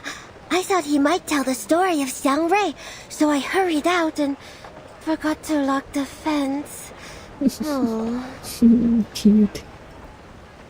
You were talking about Xiangrui again. People would think you were another storyteller if they didn't know you just really like these tales. Are your palms bruised? Go to my clinic for medicine if it hurts. Remember the drinks on the house? Oh, come on. This is why you shouldn't make promises so harshly like that. Of course, I will. Thank you so much. It's only your first day at work and you already promised drinks on the house. Jesus. She speaks with warm familiarity to the other residents, but keeps an eye in the direction of the tea house, as though anxious to confirm whether the storyteller from before is still there. After seeing his swaying figure in the distance, a look of joy lightens up her face.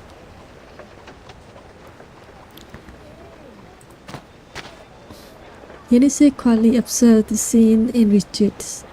Turning around to walk toward Esmat, the conversation among the locals flowed into her ears, allowing her to confirm a crucial fact. Please follow me, madam. That lady must be the Julie that Li Zhang mentioned. Please mind your steps as we are walking in the mess now.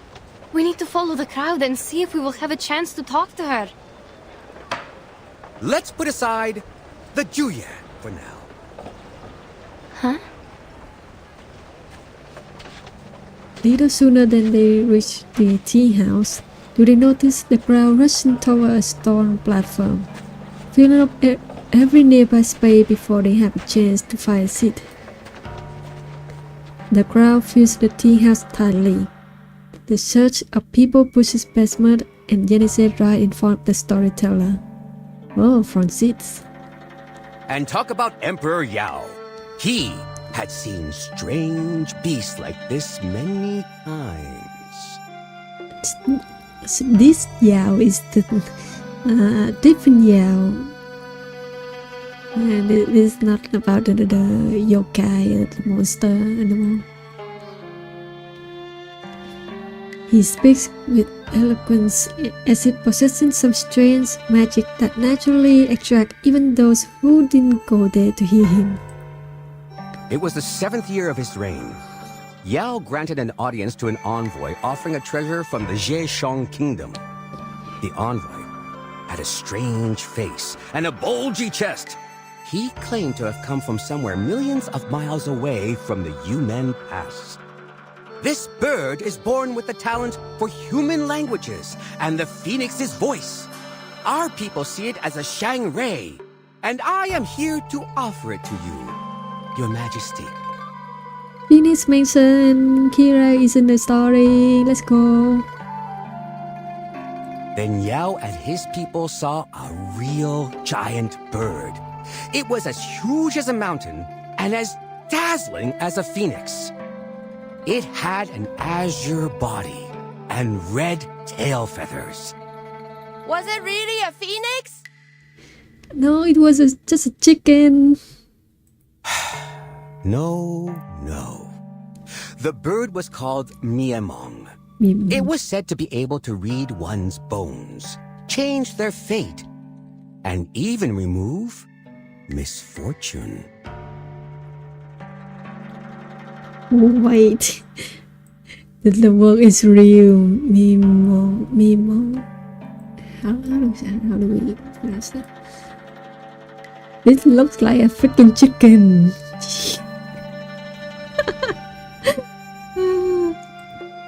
Oh yeah, this is a penis. Vermilion birds.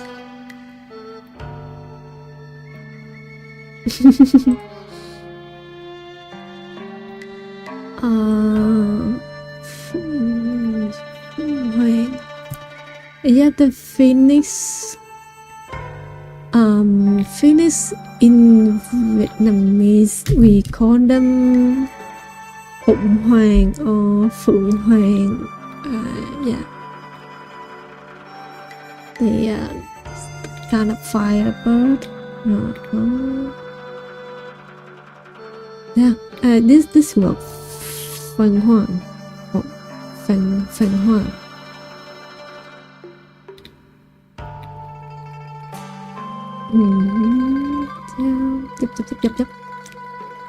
Yep. Yeah, looks like this me mom. It's really well. Once again, Kiriki. Chicken confirms. Coincidence? I think not. Yao was pleased with the gift and kept the bird in Dushua Mountain. Naturally, that very bird was the ancestor of all the Miamongs nowadays. Mimong.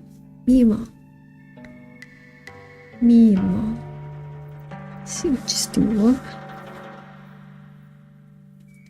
The envy in the eyes of the girl clad in green matches her tie completely. Have you seen a Myanmar with your own eyes? Be patient and listen. Miamongs tend to inhabit silent and clean environments. So since the ancient times, the people have always cleaned their yards carefully from time to time, hoping the Shang rays will gather and stay beside them. It may not work immediately, but it makes things possible in the long term. So, clean your yard or keep a nice empty and clean area in front or behind your house, so you can welcome the Finnish. Let's just hope that she will come one day. Ah, so that's why we have the tradition of cleaning the yards on Shuori. It's real, right? It's real. Keeping your yard clean and the Finnish will come. Exactly. Some even make Miamong statues with jewelry and use them to decorate their homes, hoping the Miamongs will bless the family. Remember the chicken statues on your roof? Actually, they are not chickens, but Miamongs. So are those birds you see in the paper cutouts on the doors. So the relations between the Finnish and the chicken is very, very real. Totally not chickens. Yep. It's just a legendary meme on Finnish or Fonghorn. Definitely not chicken. You hear? After saying this, he lifts a piece of red paper, carved in the shape of a clearly familiar bird. Look, everyone. This is the Miamong. Miamong? The crowd expresses an underwhelming disappointment. Oh, wait, what? But this looks like a normal chicken. So, is it the chicken or not? Come on. More like a capercaillie to me. Capercaillie? Let me see what is this. Capercaillie.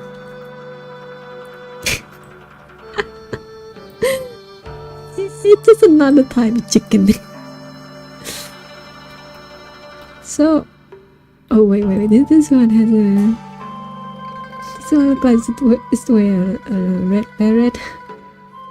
Might be Kira.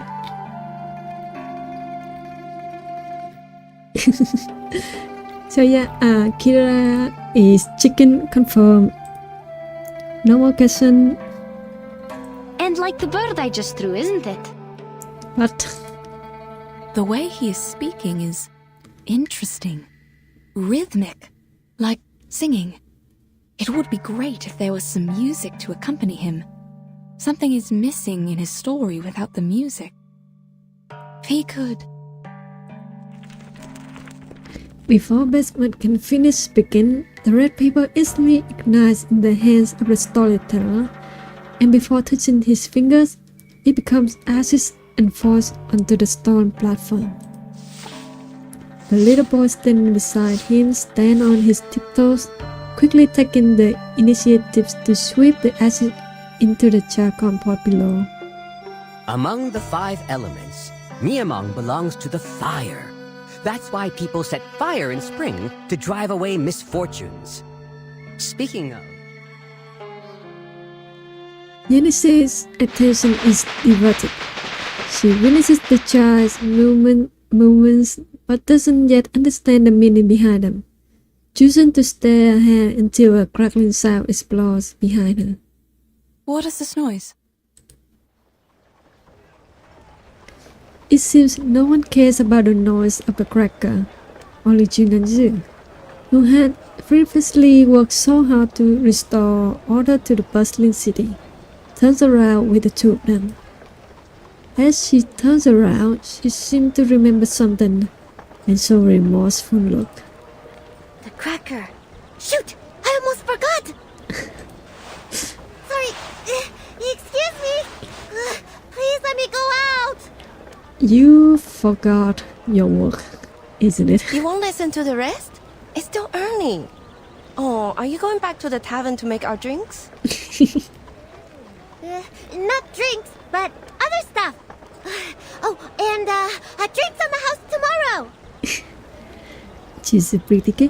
Yes, she is. Also, her banner is currently running, and you can give it a try. Because she, just like Lanye, she is also a too limited character, so her banner won't come around unless it's anniversaries.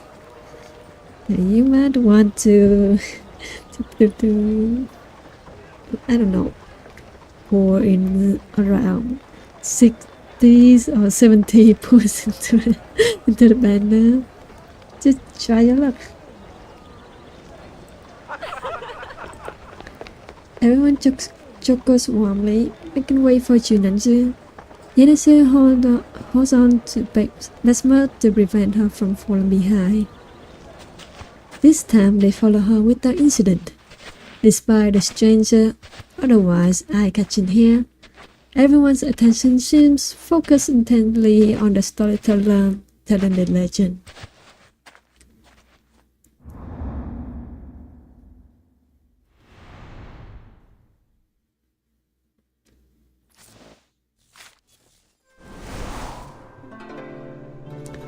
Please slow down, miss. You have a paper horse stuck to your cloth. There you go. Thank you. Where is it, child?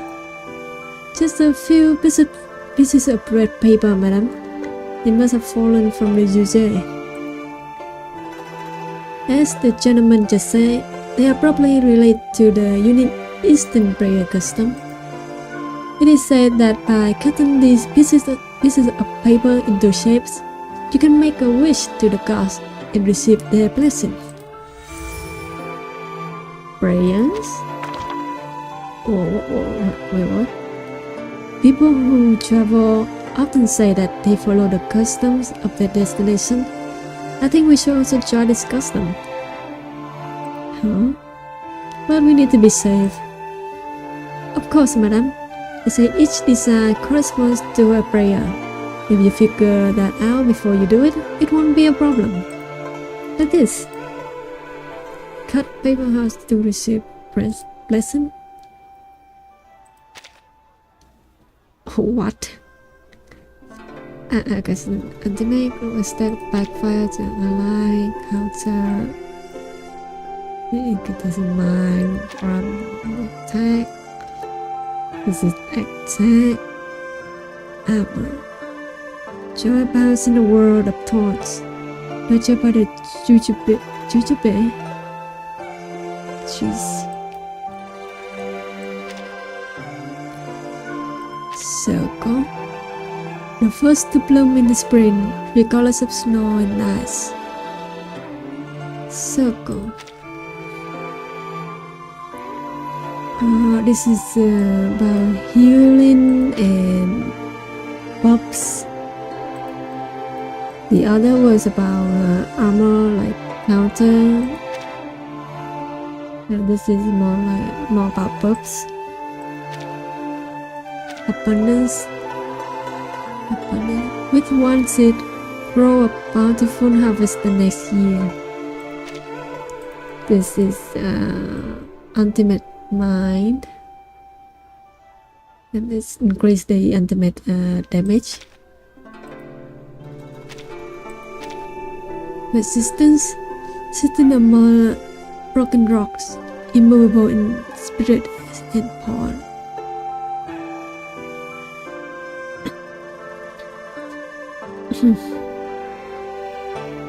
So this is in this damage bonus. It's kind of well round.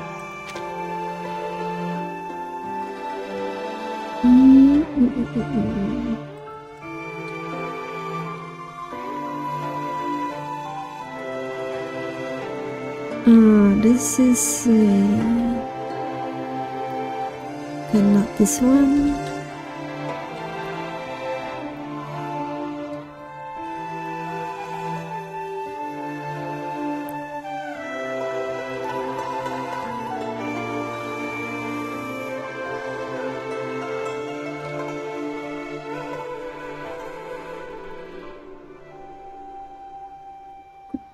my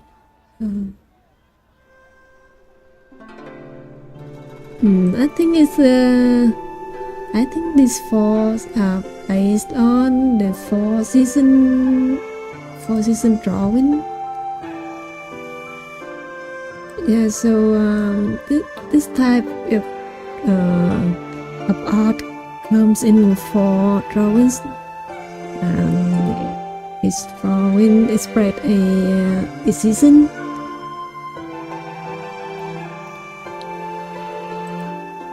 And we have it. This is the name of the plants, the flower that usually draw in this kind of painting. We have Tùng, Cúc, Trúc, Mai. Let me see. So Trúc, he is the bamboo. The Mai is the green. No. Cúc is this one. I forgot the name. Let me check. No, not Daisy. It's I remember it's Chris. Yeah. It's this one. So it's the Cúc. We have Cúc, Trúc, Tùng, Mai. Tùng usually Tùng is usually a type of wood, and I think this one. Not sure. Yeah, it's a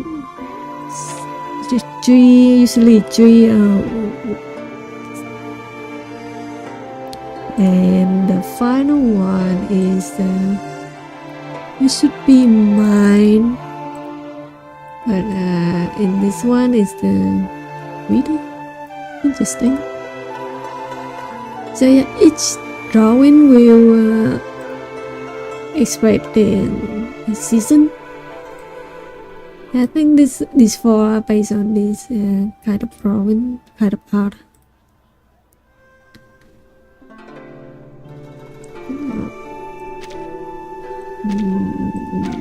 Let me see. Damage heal. No, don't need that.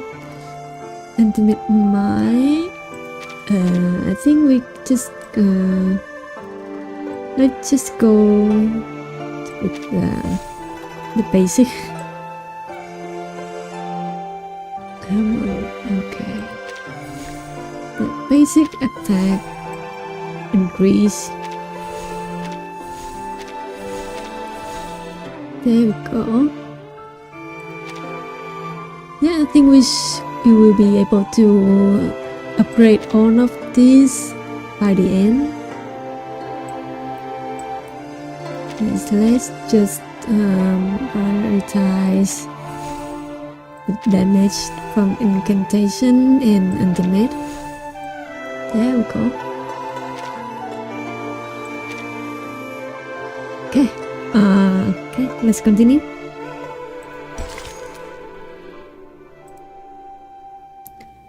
Treat them right. For your safety, do not accept invitations from strangers to visit their homes.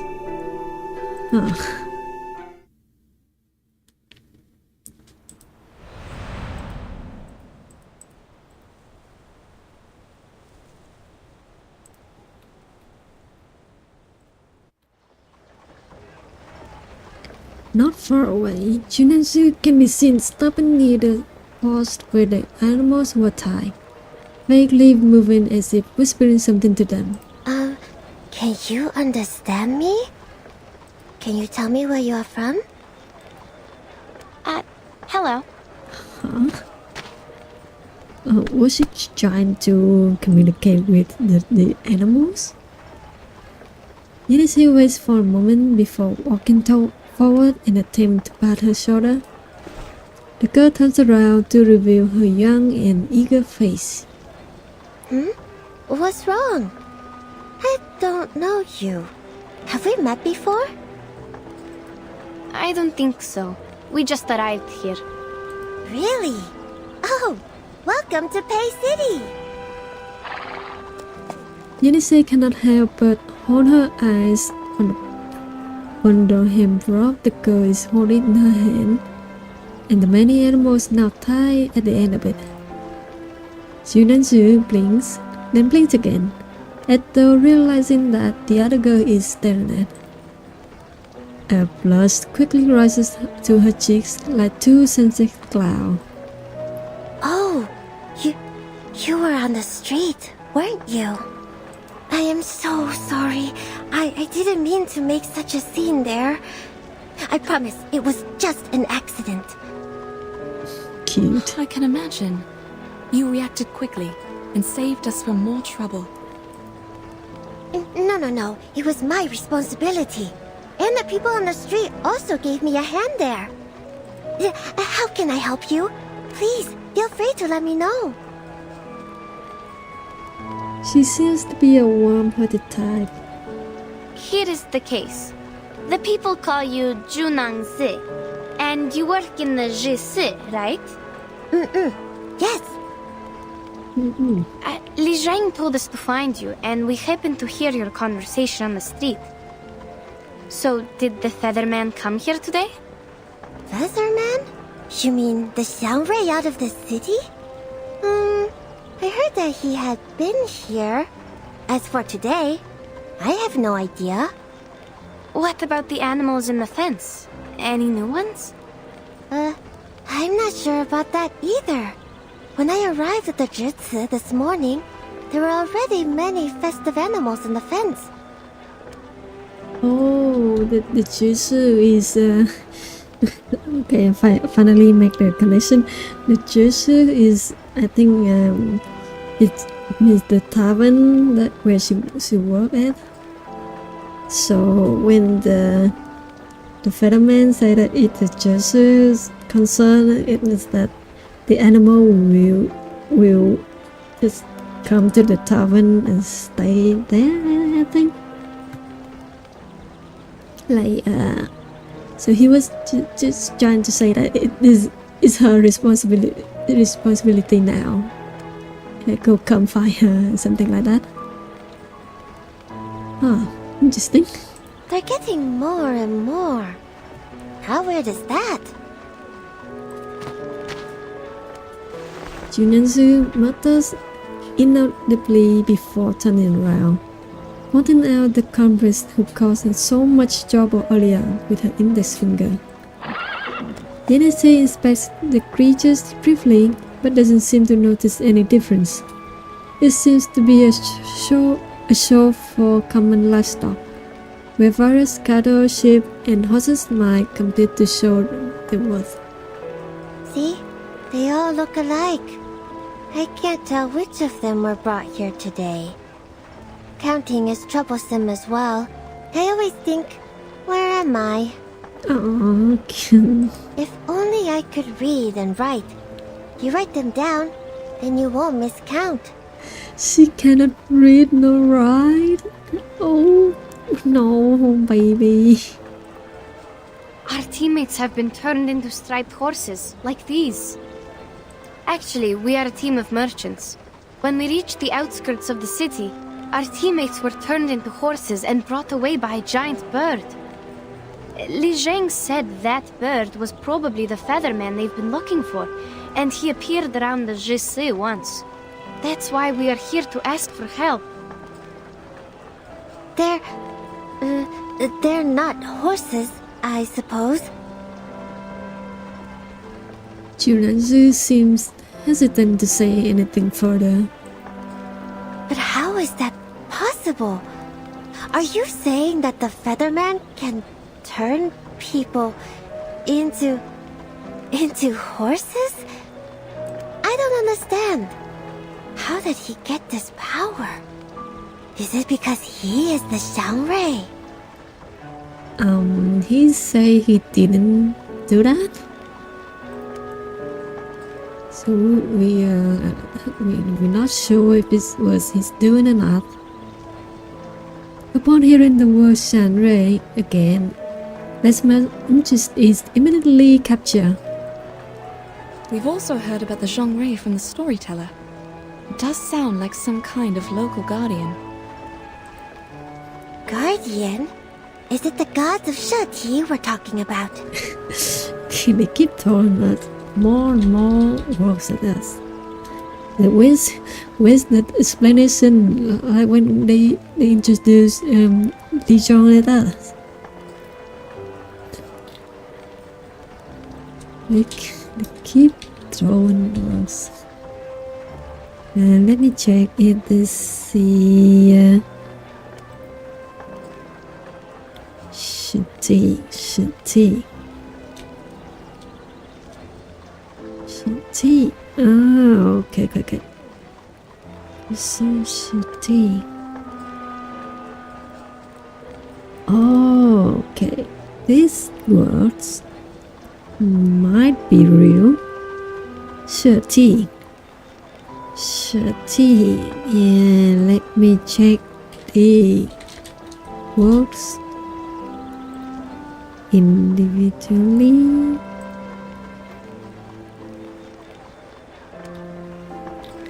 I'm sorry I cannot show you the browser right now because the website I use for translation somehow showing dildo advertisement.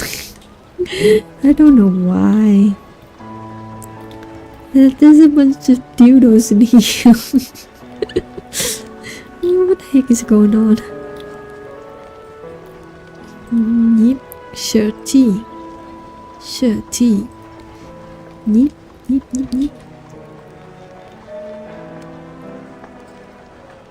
Nip, sips. Shuori, yip, tea, day.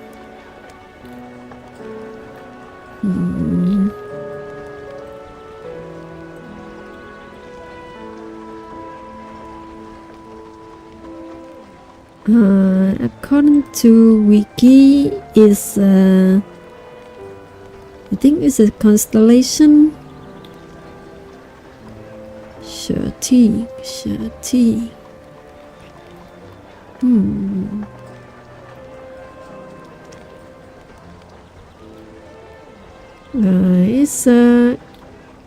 It's more related to astrology. Yeah, there's not much information about this, but yeah, it's a real world. What time into chicken? Too many parallels. Shuori missing music. Oh, you're right. Right. We have a feather woman who turned us into feather creatures that walks on two legs. Oh wait, no, just turn us into animals and use music to lure us in, to captivate us. She's a Sangre for sure.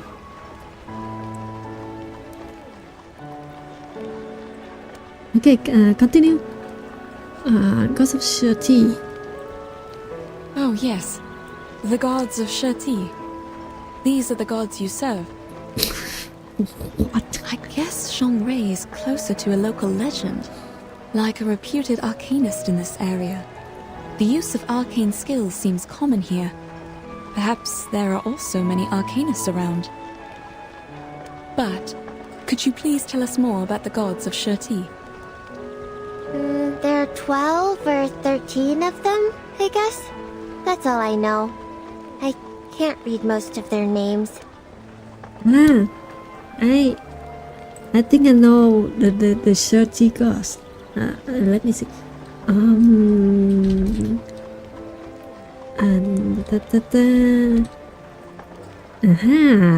I know about this. I know about what you're talking about. This is Shuori. The 12 animals that what was it called again? Not horoscope.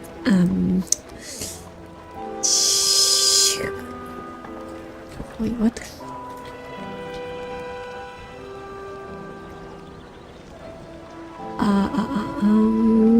What's the... Jesus, what's the English for this? I need the name, not the... Okay, but I think you guys also know what the... So yeah, it's related to constellation and part of the astrology. And there's around 12. 13.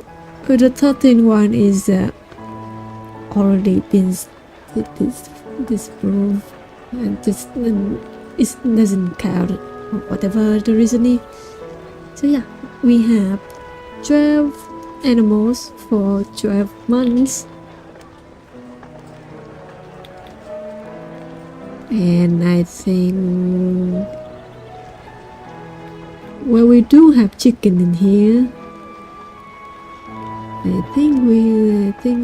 And we also have horse. Yeah, we have horse, chicken. So I think that it makes sense that they kind of mistook them as the gods of Shuori. Oh, but I know this year is the year of Zhishu. We will bring lots of festive animals to the broken bridge to worship it. Yep, Jishu. So I'm guessing this year is the horse year. Since we kind of speaking around horse a lot here. The fortune walk and bridge leap are the most fun parts. We go to the broken bridge on the cliff with the animals, count our steps, and swing our bodies, like dancing. And at last, we will try to jump over it. Yeah, let's jump over the bridge. Let's go. Jump over a broken bridge on the cliff? It sounds dangerous and quite familiar. What do you mean familiar, Jenny? Misfit knows exactly what Jenny says hinting at. The familiar rule of ask and acquire resurface in their minds, but no one attempts to ask it out loud. Not finished. Horses. We are looking for our horses' teammate.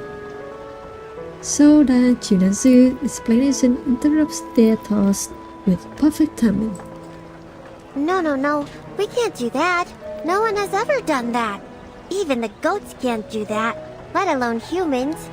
Even the greatest of all time can do that. We'll also cast arcane skills as safety measures to protect anyone from falling. So, no jumping off the bridge? The valley is deep down there. Once you fall down, you're not coming back. Intriguing. And who's in charge of the safety measures, may I ask? The staff in the Jutsu. It's the place to manage arcane affairs in the Pei City. But not me. I'm new here, filling in for the former Julie after she went back to her hometown. They told me to take care of Jutsu for a couple of days. That's good enough for me. Her eagerness to be able to help is clear. So, simply put, you're a doorkeeper? The bow of her conclusion makes Junazu fluster into a red blush. I'm not just keeping the door safe. I do stuff too. Yeah, she does stuff. Take good care of those startled by the firecrackers. There is a kind of firecracker enhanced by arcane skill. It can make a huge sound, much more louder than what you heard in the tea house. Please forgive her. She didn't mean to hurt your feelings. We speak bluntly in the north. Oh, you Europeans. Always with the bluntness. Oh, it's alright. I can tell she's a bit anxious. But it's not getting us anywhere. Like, pigs can't learn how to climb in a day. Or, let's think another way. Can you recognize your teammates from these horses? Let me see. There are 1, 2, 3 striped horses. Come see for yourself. I can't. There was little time for me to memorize the difference. Besides, even if they are my teammates, 2 of them are still missing. More than 3 teammates? When 3 plus 2...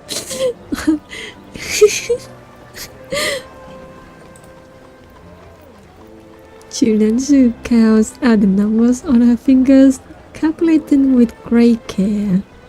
How about we wait and see what Li Jong has found out? That's right, child. Didn't Li Jong leave us with a letter? Oh, right, I almost forgot. Please read this, Miss Junangse.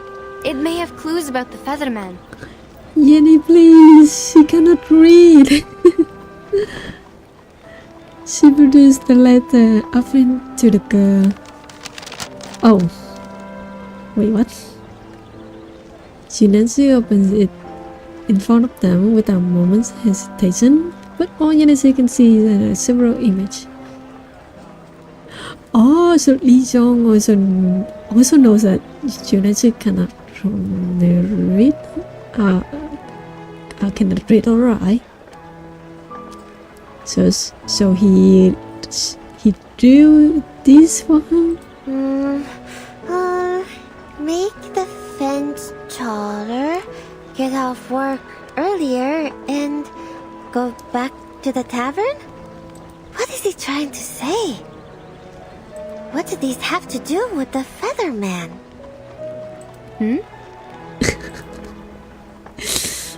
Oh, this is like coming up with meanings for pictures, for drawings. Junansu mutters to herself as she stared at the pictures on the letters. Before frowning and smoothing it out, she clumsily folds it and clips it to her waist. Well, don't worry. I'll pay close attention to the new horses for you. If there's any good news, I'll ask Li Zheng to tell you. You're so kind. But we just got here and haven't decided where to stay for the night. How are we going to keep Li Jong informed once we find a place to rest? Oh, I see. An answer leaps to her mind, bursting through and out at the same time. How about staying in my tavern? I forgot to tell you that I'm the owner of a tavern. And I'm doing it well. She laughs as though just the same it might render it true. It is located in the merchant's hub, 2 streets away from the Zhici. Li Zheng will know your whereabouts since he's in charge of the hub. So the juice is in the tavern? Okay, I'm very confused here. What? So the juice is like a place that holds the animals, like okay, maybe it is the place that hosts the animal, and then the tavern is different kind of building where she was at. Huh? Okay. Oh, I'll take you back to the tavern. Also, escort these animals back to the Zhici. You can check out other animals there as well. Okay. Good idea. That'd be great. Saves us from all the trouble sleeping on the street. Let's go then. Oh, the street looks beautiful later in the night. You can't miss the golden lanterns and bonfires lit on Dushuo Festival. They light up the sky and the street as if it's daytime. Everything seems brighter at night.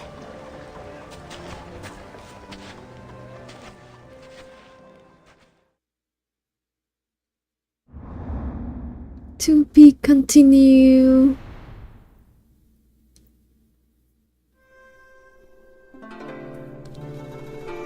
Okay, we finished the 10th chapter. I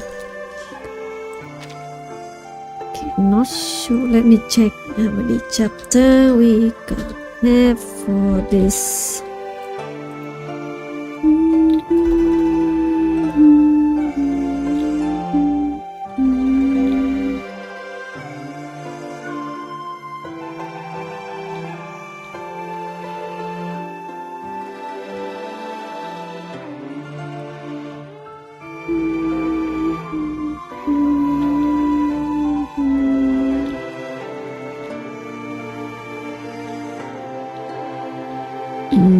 I think we will have around 20 to 23 chapter, maybe 24. I'm not sure. It's usually around 22, 23. Then do you guys wanna keep on watching? Should I stop? Because I can go on a little bit longer, but I'm not sure if you guys need a break or something. Oh wait, it's only 3 AM. Oh no. Oops. Hey, I thought it's only 2.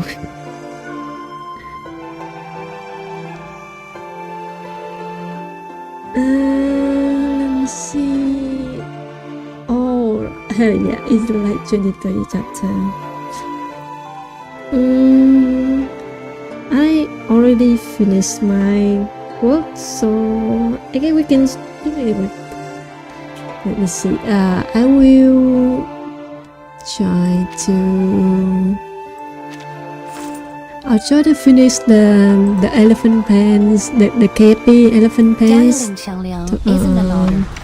It's a communication. Tomorrow. And maybe we can continue the stream at the same time today. Welcome to the Arcanum Containment If you guys don't mind.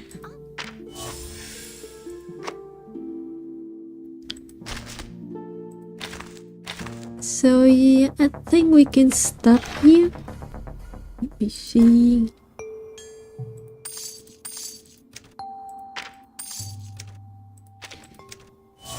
This game is so generous. Like I don't think I've ever be able to save this many points in a gacha games. Like it's just by logging in and doing daily tasks. It's not. I don't even buy anything with real money. It is amazing.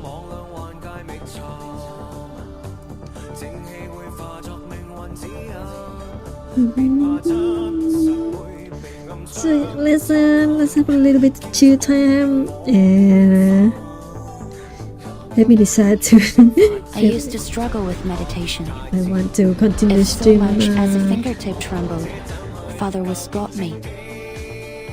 But when I started meditating on the balcony, I could hear the radio broadcast from next door.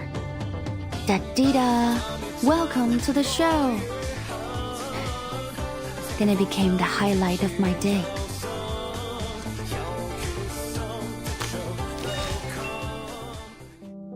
Okay. So yeah, just let me know if you guys want to continue. Because we will have around 13 to 14 chapter left.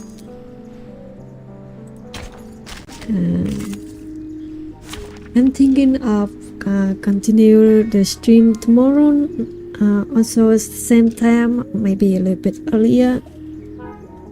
Because I think I will spend the morning to draw. Or maybe I can do a drawing stream, maybe not. You yearned for me, and now I have come. Untainted as the lotus, the moon's reflection is but an turn back. A few let me just grind a to bit. see your ending.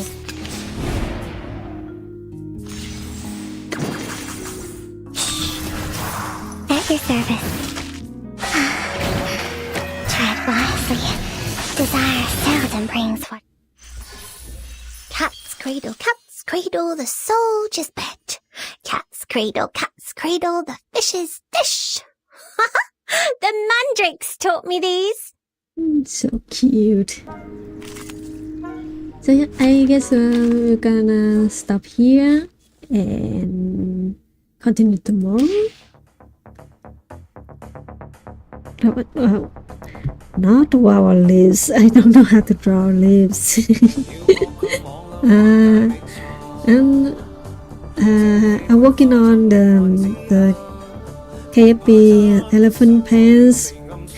Since Wawa keeps talking about it whenever it pops up on her feed.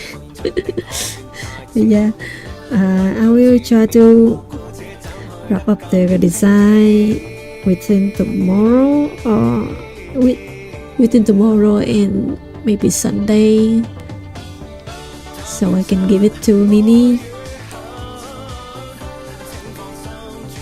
Yeah, thank you. Okay, so we stop in here. Thank you everyone for coming. It's really fun to stream again. It's been quite a while. Sorry if my voice is a bit stuffy. I got sick yesterday.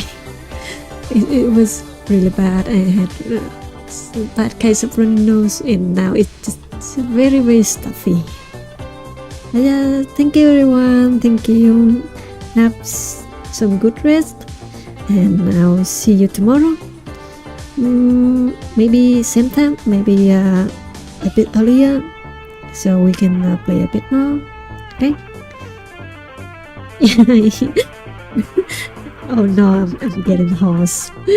No, I got hoarse from the game. Oh boy.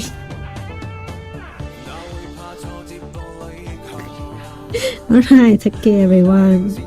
Stay safe, don't get turned into horses like the boys in this story, okay? Okay? Have a great rest of your day. Goodbye.